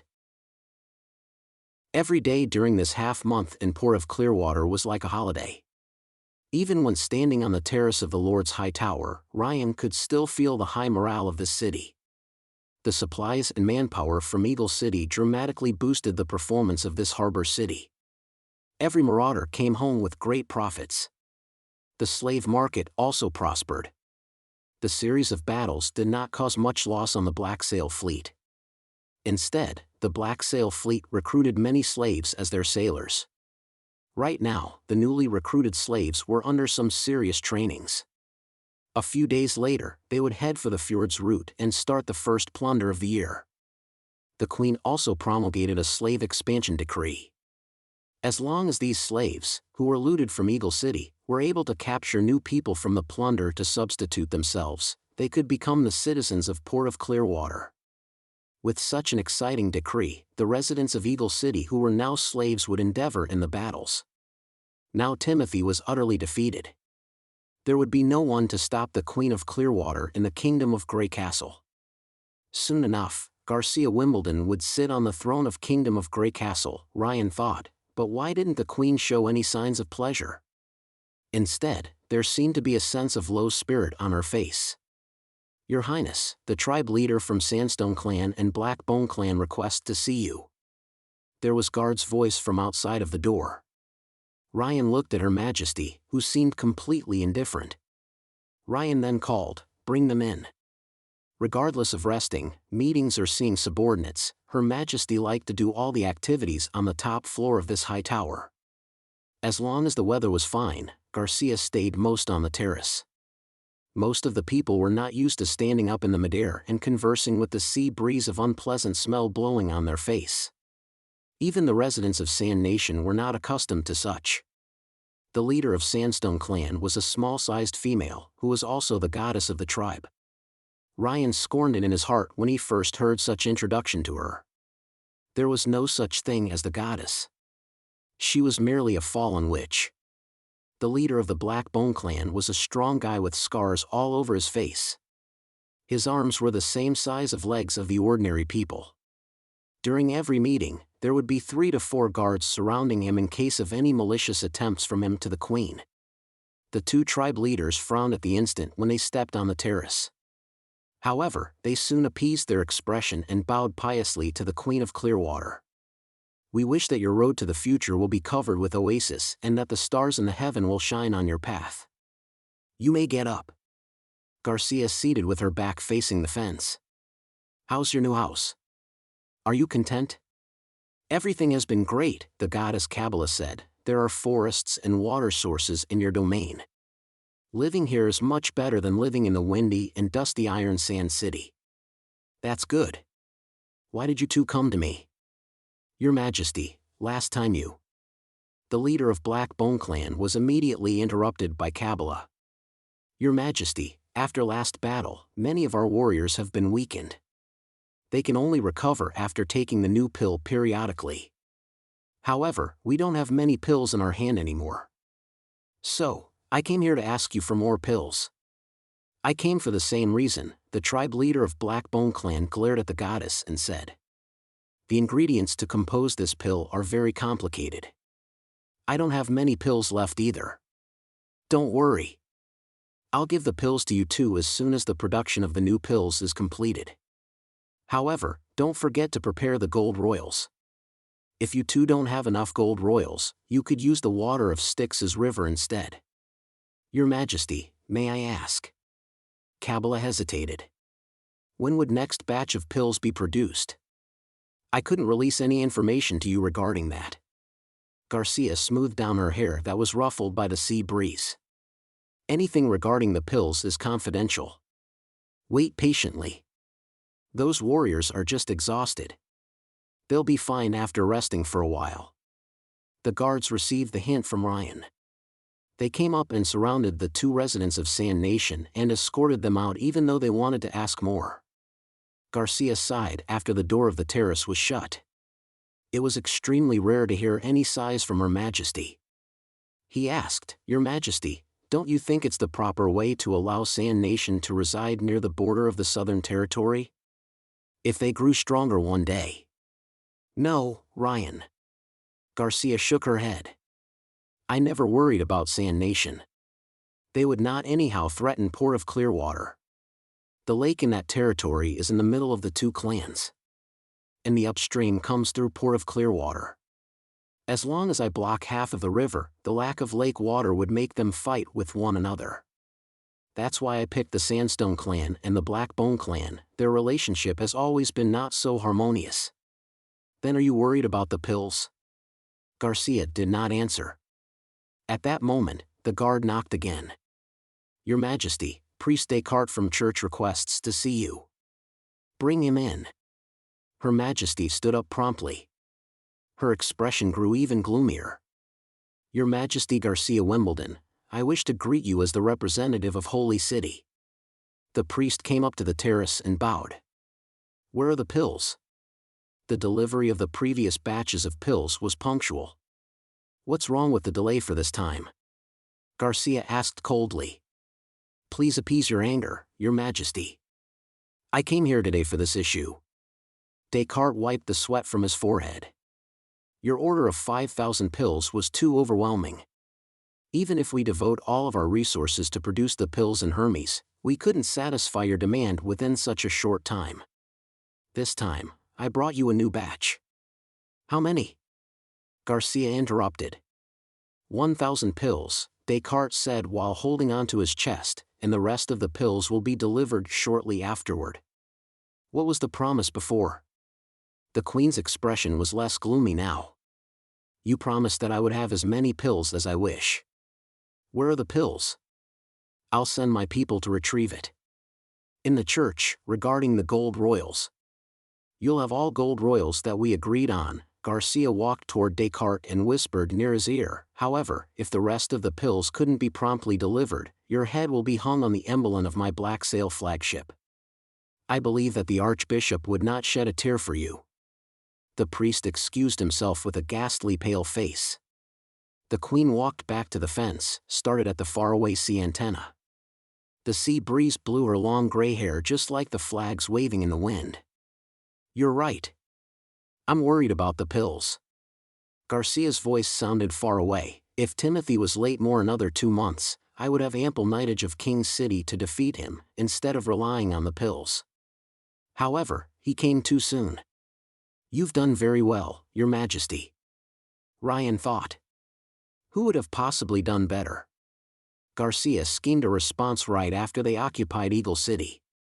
She ordered people to take away the resources and citizens and at the same time started to dig ditches to pour the Blackwater. Due to lack of human resources, she obtained the support from Sand Nation in exchange for a vacant territory in the Southern Territory. She ordered the warrior who took the pills to attack the Knightage. Her loyal followers even took the pills without any hesitation to block the last savage assault. The pills from the church were not as beneficial as how I described. Without continuing the prescription, the warriors who took the pills will become anxious and then weak. They'll eventually die in pain. I don't care about the death of Sand Nation. However, my citizens who are loyal to me should get better returns. Garcia paused. Ryan, you go retrieve the pills and give them to the warriors.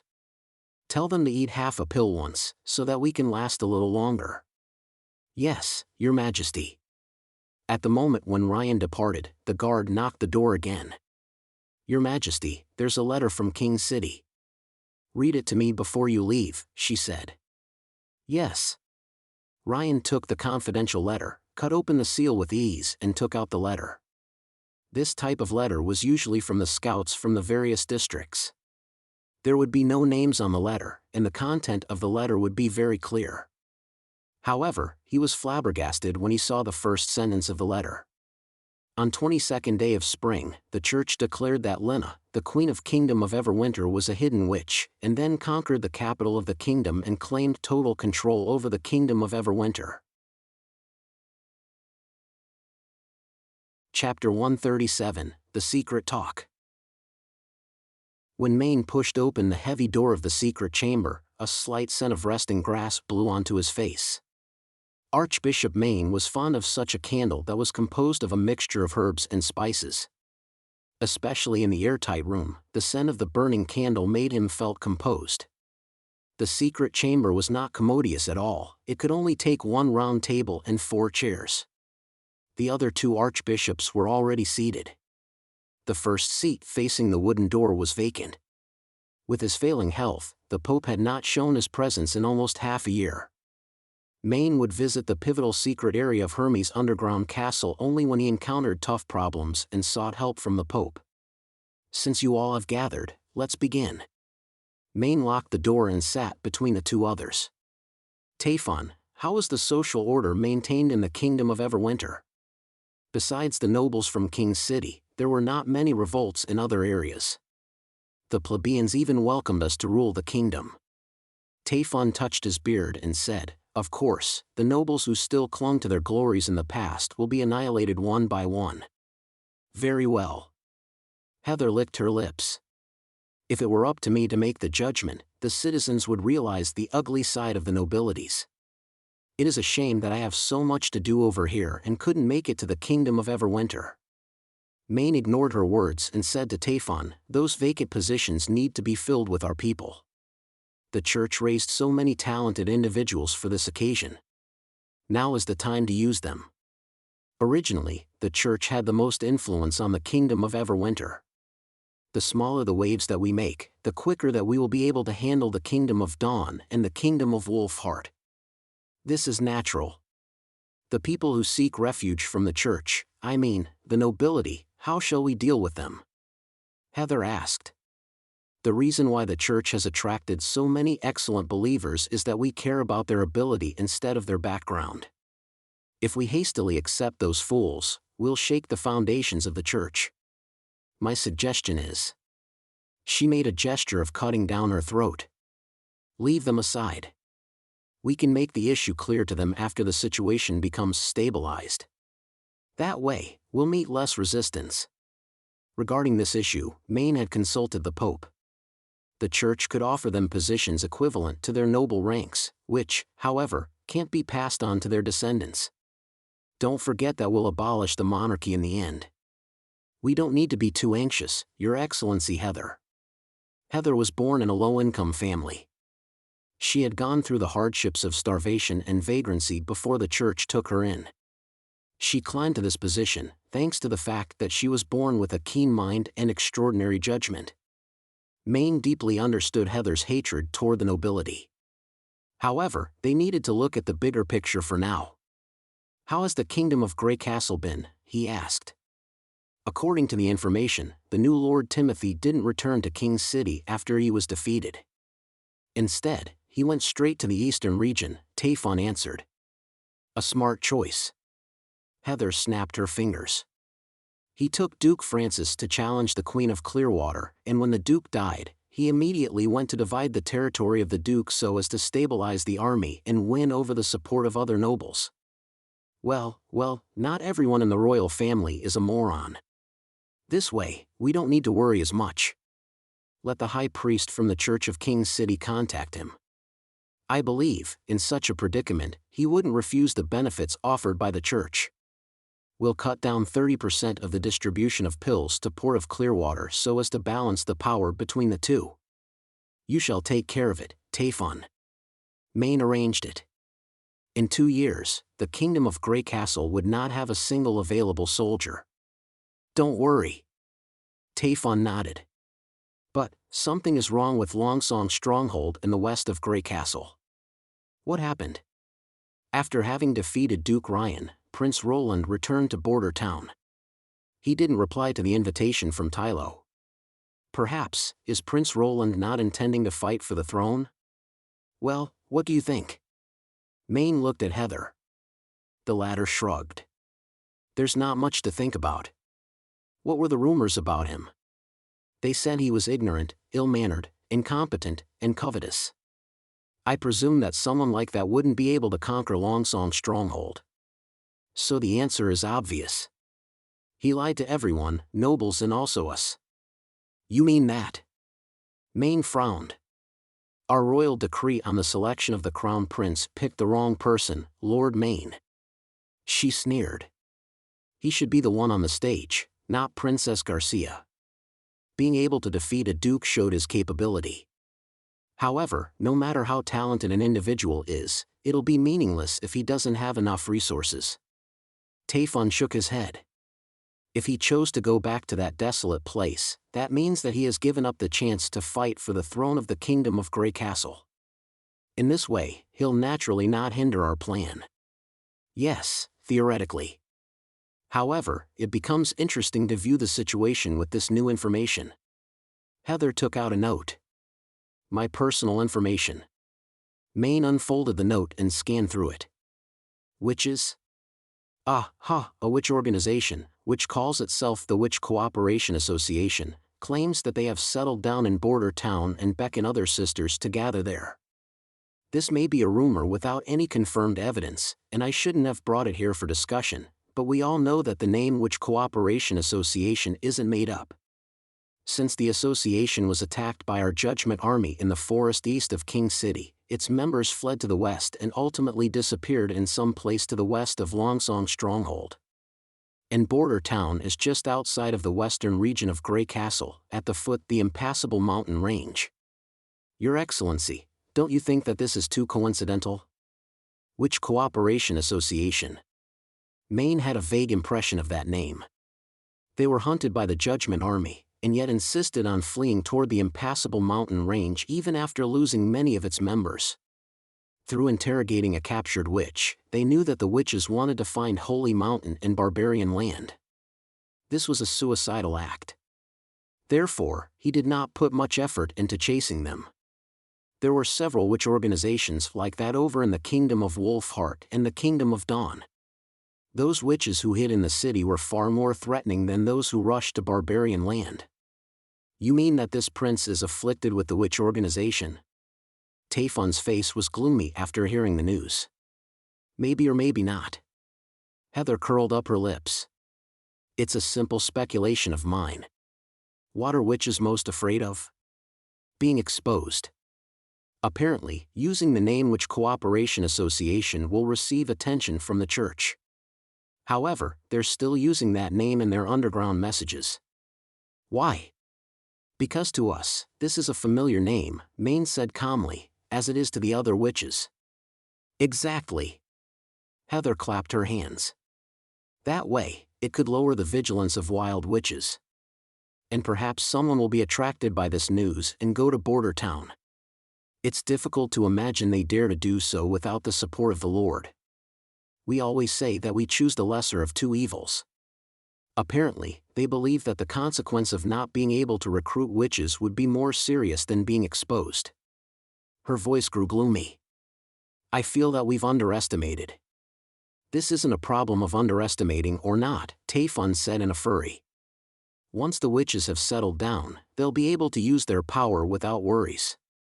They'll probably soon discover that the so-called demonic torture can be avoided.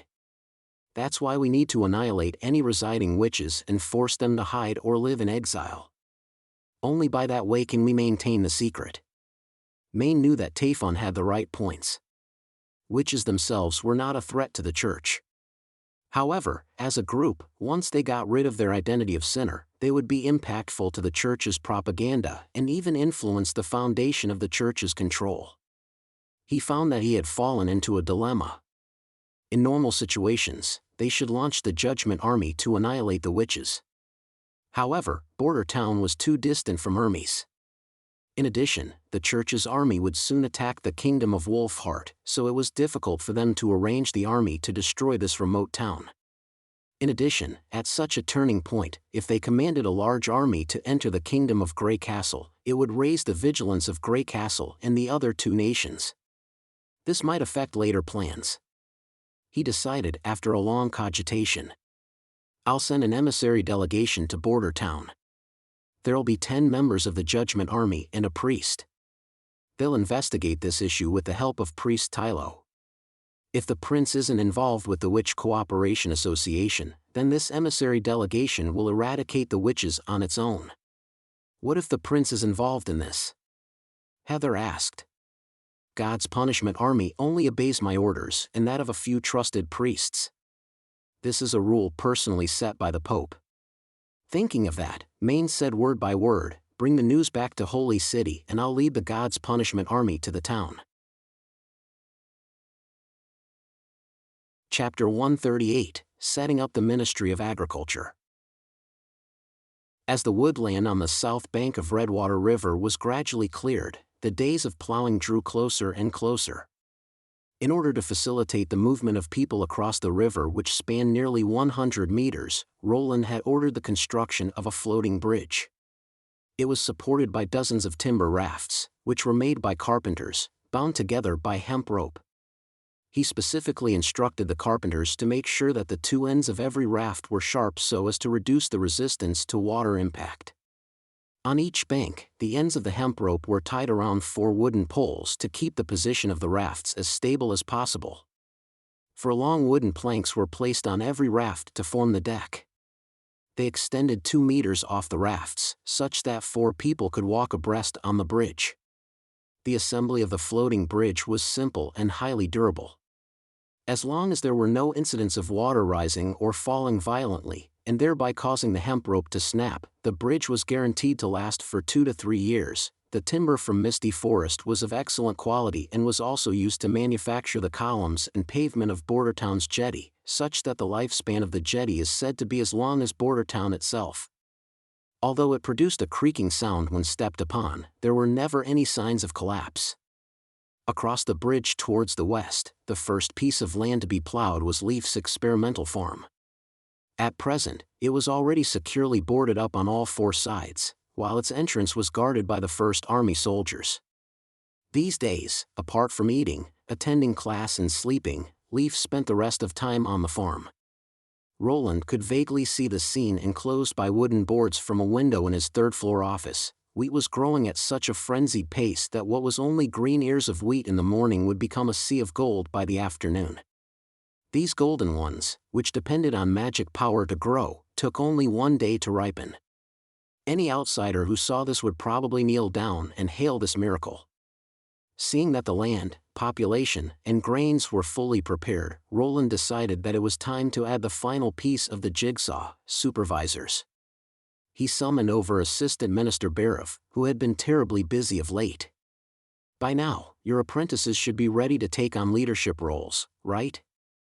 Roland asked. I'll need to set up 2 new departments in the city hall. Your Highness, but we don't have enough manpower, Barov replied awkwardly. You'd normally agree right away before discussing the details. but it seems that you've learned how to complain recently. Roland bemoaned in his heart while remaining indifferent on the surface. How can that be? Didn't I recently allot you a fresh batch of knights? In the first round of examination, Roland had picked out more than 50 knights who made the grade and were able to read and write. As there was no need of too many teachers, he ultimately assigned only 9 of these knights to be elementary school teachers, while the remaining knights were assigned to the city hall and started off as apprentices. Your Highness, that bunch turned out to be tardy, lazy, and unresponsive. They even make mistakes while copying notes. They're completely unfit to be apprentices. It's up to you to discipline them. Roland thumped lightly on the table. If they don't follow your instructions, send them straight to the Northern Slope mine. I'll definitely need to set up these 2 departments. All right, Your Highness, as you say, Barav replied in resignation. Roland explained, the first is the Ministry of Agriculture, which will be responsible for supervising the planting and growing of crops within my territory. Barav was surprised, undoubtedly because this was the first time he had heard that the city hall would take charge of farming matters. Your Highness, why not let the serfs handle these things themselves? How they plant or harvest has nothing to do with us. We just need to collect the right amount of tax. That's why you're... No, I mean to say, that's why the crop harvests have been so low. Roland lifted his cup and drank a mouthful of water, as if to cover up his slip of the tongue. A responsible city hall needs to take care of how the people eat, drink, and shit. Eat, drink, and shit. Your Highness, are you kidding? Of course not. I don't have to talk about the importance of eating and drinking. If my subjects don't have enough food, both the city hall and I are guilty of dereliction of duty. As for shitting, don't you think the public toilets project is done for this purpose? His casual tone turned serious. I don't know how the city hall in King's City operates, or if the lives of the common folk are of no great concern to them. But, in Border Town, I want to establish an all-purpose government agency which understands clearly the various conditions and situations that the people are in. Only this way will I be able to obtain the wholehearted support of my subjects, and thus ensure that the decrees I issue will be carried out effectively. Make sure you remember what I've told you about the setting up of this department, as well as the tasks that it'll be responsible for. Yes, Your Highness. Barav wiped away the sweat on his forehead. Go to the archives and find 3 or 4 people who used to do farm work, and recruit them into the Ministry of Agriculture. Then choose 2 of your apprentices to be in charge of records and statistics. In total, 6 people should be enough. Wait, you want a few commoners to serve as the city hall officials? Barav revealed an expression of shock. They're not only obedient but also highly enthusiastic when doing things, so why not? Officials aren't equivalent to nobles. And the Ministry of Agriculture will require a few professionals to guide the farming from now. But most of them aren't even literate. That's why you'll have to assign 2 apprentices to manage the paperwork. Roland interrupted. This state of affairs won't last for too long. Soon, I'll implement a universal education program throughout my territory to teach everyone to read and write. When that time comes, you'll no longer have to worry about lack of manpower. Clearly, this piece of news was even more startling to Barav than the decision to allow commoners into the city hall.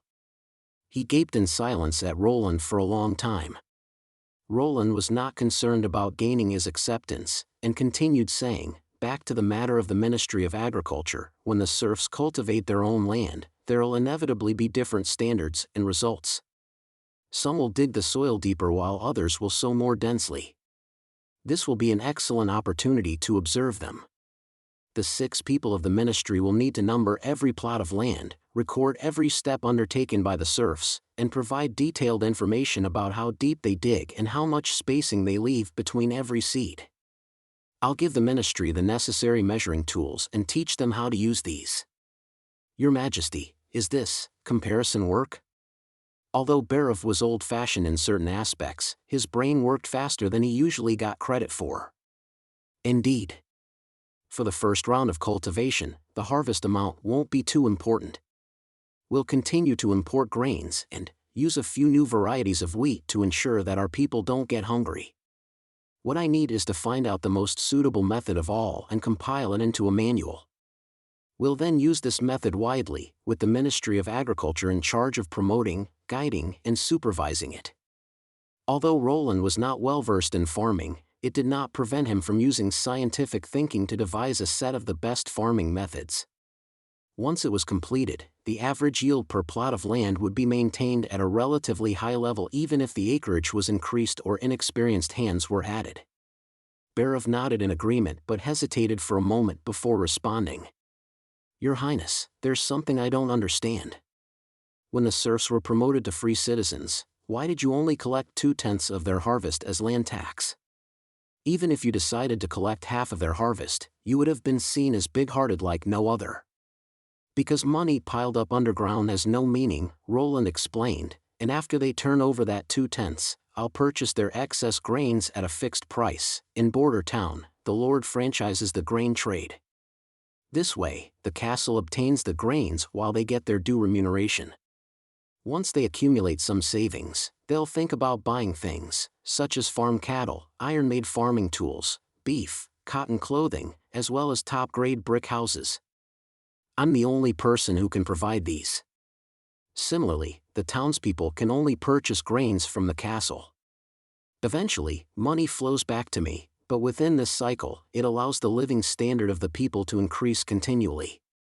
Do you understand now? Barav frowned and did not answer for a long while. It was obvious that he had fallen into a state of complete bafflement. Roland laughed and shook his head.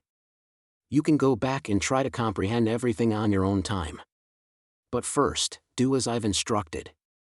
The assistant minister, still visibly dazed, stood up and made his way out.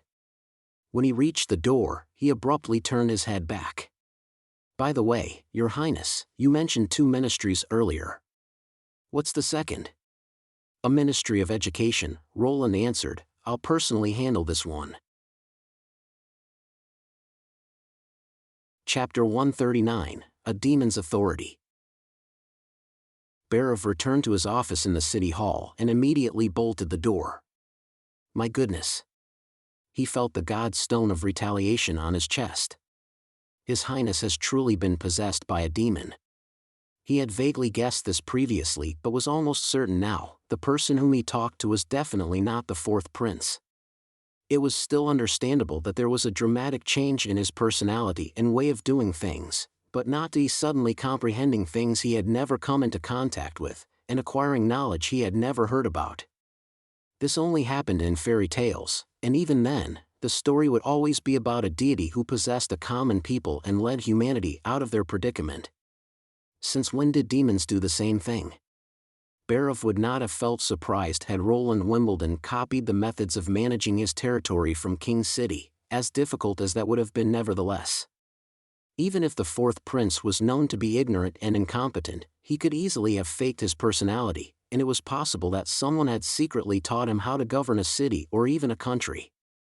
However, the assistant minister had never heard of the ideas and plans that the prince spoke of. Having served some 20 years in the city hall, including as the treasurer's assistant, he was highly knowledgeable about the structure and operation of the city hall. Usually, the ministers took charge of their respective functions and did not care about each other's business, saving for a few private agreements. Whenever the king issued a decree, the ministers would assign work to their subordinates. Every minister had his own influence and style of doing things. Take for example Steelheart Knight, who was in charge of defending King's City in Grey Castle. He had hundreds of patrolmen and mercenaries at his disposal, and also had some influence in the underground world of the city. His style of doing things was aggressive and reckless. Any criminal eyed by him, even if it was a noble, would find it difficult to remain in the city. They would either have to flee or wait to be imprisoned. This applied not just to King's City, but every other city as well. Therefore, to become the subordinate of a lord or the king, one had to first be a noble from an important family and line of work. If one did not have enough money and food to recruit men, it would not be possible to get many things done. Conversely, the more men that one had, the the more valued he would be by his superior. Everyone understood the principle that many hands make light work. However, the prince's new way of doing things completely subverted Berov's beliefs. One new rule was that everyone, including ministers and their subordinates, would be recruited and paid by the city hall. This implied that whenever a minister was absent, he could easily be replaced, and someone from below could be directly promoted. This was a novel system altogether. Berov was certain that the prince wanted to create a political system that was entirely different from the upper levels of Kingdom of Grey Castle. Some people might think that this was simply Roland's fantasy or the bumptiousness of a layman. Instead, the assistant minister did not think so. He picked up a quill and recorded His Highness' requests on paper. As he read through the plans, he realized that they were all interlinked and consistent, and took into consideration every small detail. The first thing to do was to take care of the people's eating, drinking, and shitting. Berov naturally understood that the greater the control over the people, the faster the decrees ordered by the Lord would be carried out. However, this significantly increased the number of supervisors needed. Where was he going to find so many literate people? Furthermore, not many of the Lord's subordinates would be willing to see funds diverted to pay for the increased amount of salaries, which was sure to be a huge burden. Berov then read the other two requests, which were respectively to recruit commoners into the city hall, and to make education available to everyone.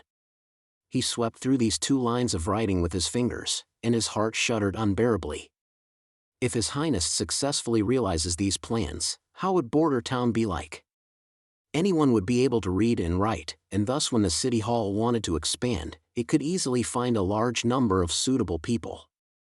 Conversely, this would promote the universalization of education. It would become widely known that those who received education would have the opportunity to enter the city hall, secure a well-paying job, and increase their social status. But Berov was afraid that in less than 2 years, everyone would actively request an education, or, if they were incapable themselves, they would want to send their children to school. Coupled with the aforementioned plan for the city hall to take care of all salaries, which meant that Roland would be paying, the commoners who entered the city hall would not need to fork out a single bronze royal to recruit their own men. This was tantamount to eradicating the extant restriction that only nobles who had sufficient capital could serve as officials. Without a doubt, only a demon could have conceived such a revolutionary system. Berov inhaled deeply and clutched the god's stone of retaliation in his hand. He only had one question left: do kind-hearted demons exist? He would be the first to disagree with any suggestion that Roland was a follower of evil.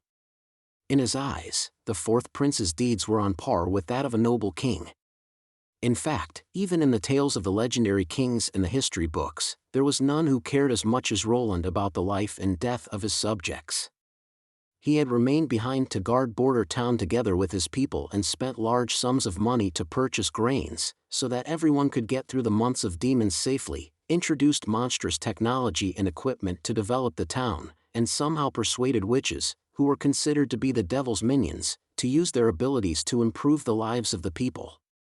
Berov suddenly thought that if Roland ever became the king of Grey Castle, it would not necessarily be a bad thing. He recalled his father's teachings: don't say what you shouldn't say, and don't ask what you shouldn't ask. He decided that it was the best to keep his discovery to himself for the moment.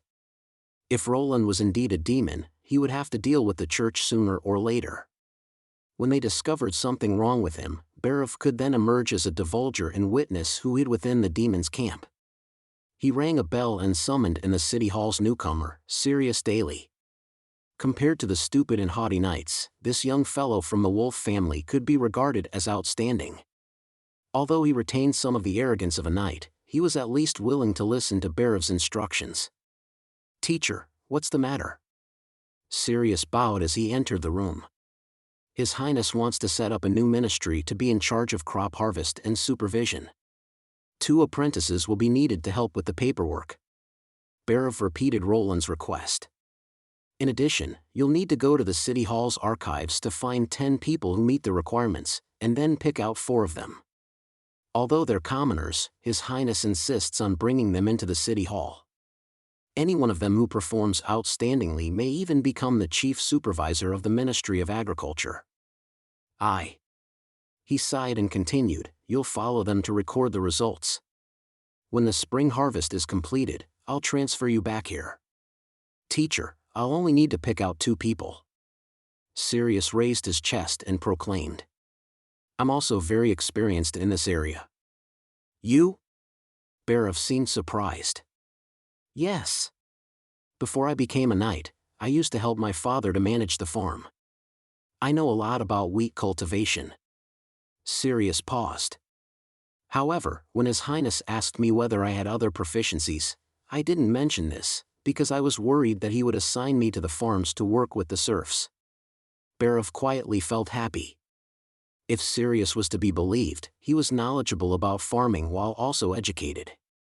Even if commoners joined the Ministry of Agriculture, he would undoubtedly be the clear choice to become the chief supervisor.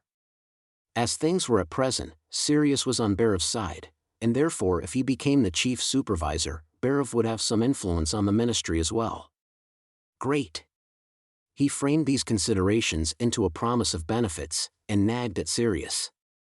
Do your job properly. Who knows, you may even climb to a higher position than ever before. After Sirius departed, Barav leaned back on his chair and exhaled lightly. Since he now knew that Roland was a demon, he believed that he had to hold on to power tighter than ever before. As the legends often depicted, demons were always highly appreciative of ambitious people. And to Barav, power, whether conferred by the king or by a demon, was equally sweet. Chapter 140, The Plant Seeds. Not long after the assistant minister left, the prince received a piece of good news regarding someone's return. It was his personal guard, Sean, who had earlier gone to Port of Clearwater to purchase crop seeds. Roland followed the guards who reported the news to the garden.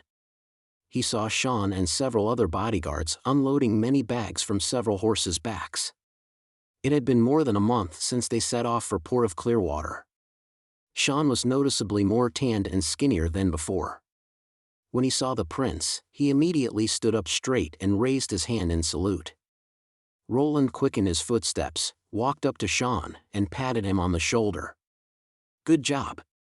What types of seeds have you brought back? Sean crouched his body and untied the bags on the ground. Pearl rice, ground egg, sugar stalk.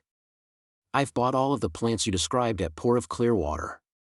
They're indeed mostly originated from the fjords, but Port of Clearwater also has many farms to grow these kinds of crops now. Did you ask the merchants how these crops are cultivated? I did, but they weren't able to explain the specific methods.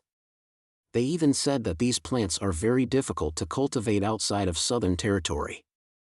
Sean dug out a bunch of orange-yellow granules from a bag and showed it to Roland. Your Highness, this is pearl rice. A merchant told me that if I bought it together with the pearl stalks, he would offer it to me at a cheaper rate. But the stalks were too heavy and inconvenient to carry, and thus I only brought one back, while the rest are peeled seeds. Undoubtedly, what Sean referred to as pearl rice was actually corn, which Roland was familiar with. He excitedly pinched a corn grain and observed it under the sunlight. Its fruit was a bit shriveled, as though it had been stored in a warehouse over winter. The yield of corn was naturally higher than that of wheat by some distance, and perhaps, after Leaf made some modifications, it could soon replace wheat as the staple food of Border Town. Sean opened another bag and took out a plump and brown-skinned crop. This is a ground egg. I ate some in an inn in Port of Clearwater. It's usually cut into strips and soaked in water. It's very crunchy and has a slightly sweet taste. When Roland saw the familiar shape, he felt exhilarated. This was clearly a potato. He used a finger to scratch away the dirt-covered skin to reveal the dark yellow potato flesh inside. Compared to the latter-day potato he knew, the size of this potato was relatively small, and the tuber's color was darker. Also, not every potato had the same egg shape. He noticed that there were potatoes with carrot-like long shapes in the bag. This thing's even tastier when grounded and steamed into a paste. Your Highness, you've eaten this before? Yes, at a palace banquet. Roland decided to lie, if only because he felt that the name ground egg was too unpleasant. The royal chefs don't call it ground egg but potato instead. The steamed delicacy is called mashed potato. I see. Your Highness is indeed knowledgeable, Sean exclaimed. He then opened the final bag, which stood up perfectly straight, and took out a black-skinned stick. Your Highness, I feel that this crop will be the most important. Honey is extremely cheap in Port of Clearwater largely because of it. I heard in a tavern that many of their farms have switched to growing these sugar stalks instead. This amazing plant tastes sweet, and after peeling off the skin, it can be squeezed to extract sugar. Its price is 1/10 that of honey, and yet it's no less sweet than honey water.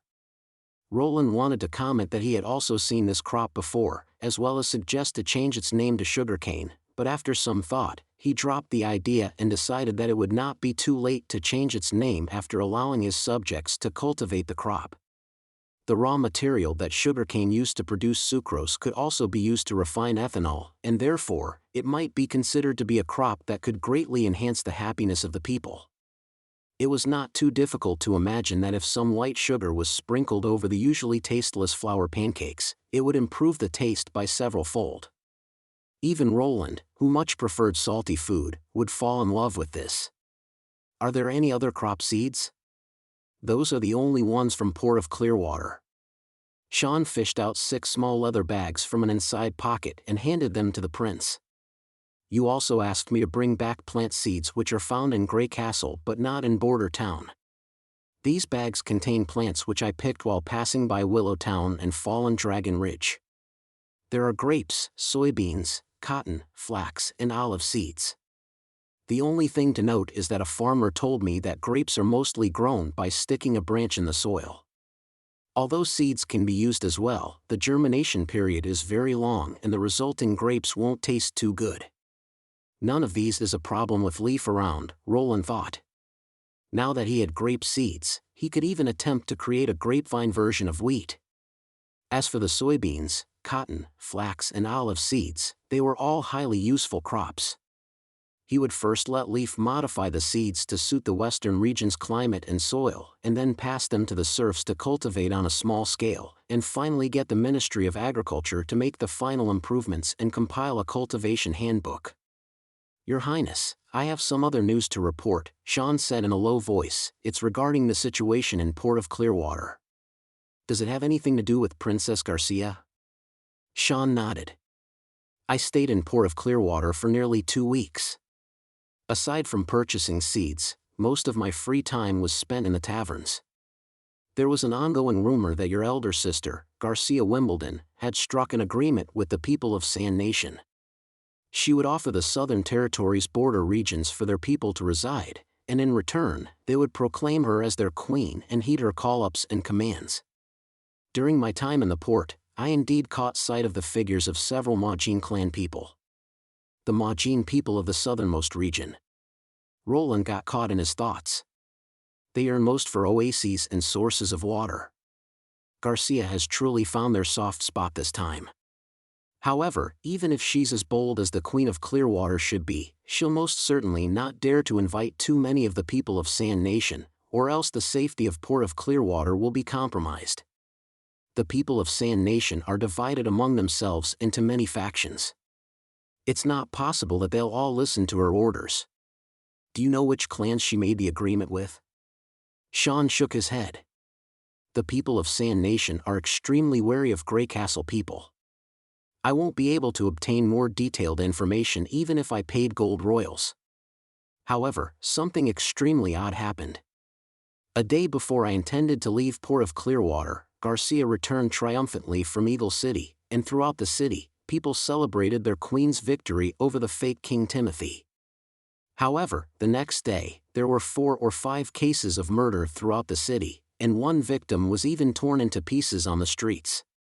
Subsequently, Port of Clearwater was put into lockdown, and thus I had to spend another 3 days there. The taverns were closed and everyone gathered in the lobby of the inn to discuss this matter. Some said that this was the revenge for the fake king, while others said that this was committed by the people of Sand Nation.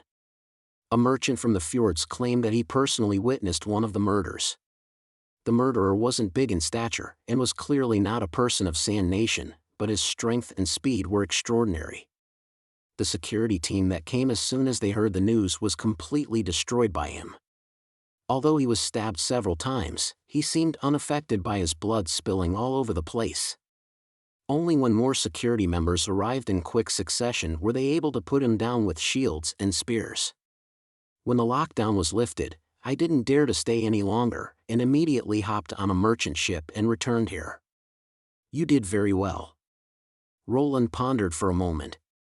Don't bother returning the excess gold royals for purchasing seeds to the city hall. Treat it as your reward. Thank you for your highness reward. Extraordinary strength and speed, and unaffected by the pain caused by stab wounds, these sound like the church's pill. After the guards made their leave, Roland heard Nightingale's voice ring out in his ears. I think so too. But then it makes even less sense, Roland replied, frowning, and according to Sean's explanation, Garcia would receive the pill earlier than me. If they're supporting both sides to fight for the throne, what exactly are they thinking? He soon had a faint and nasty thought in his mind. Could it be that the real purpose of the church isn't to see a stable kingdom of Grey Castle?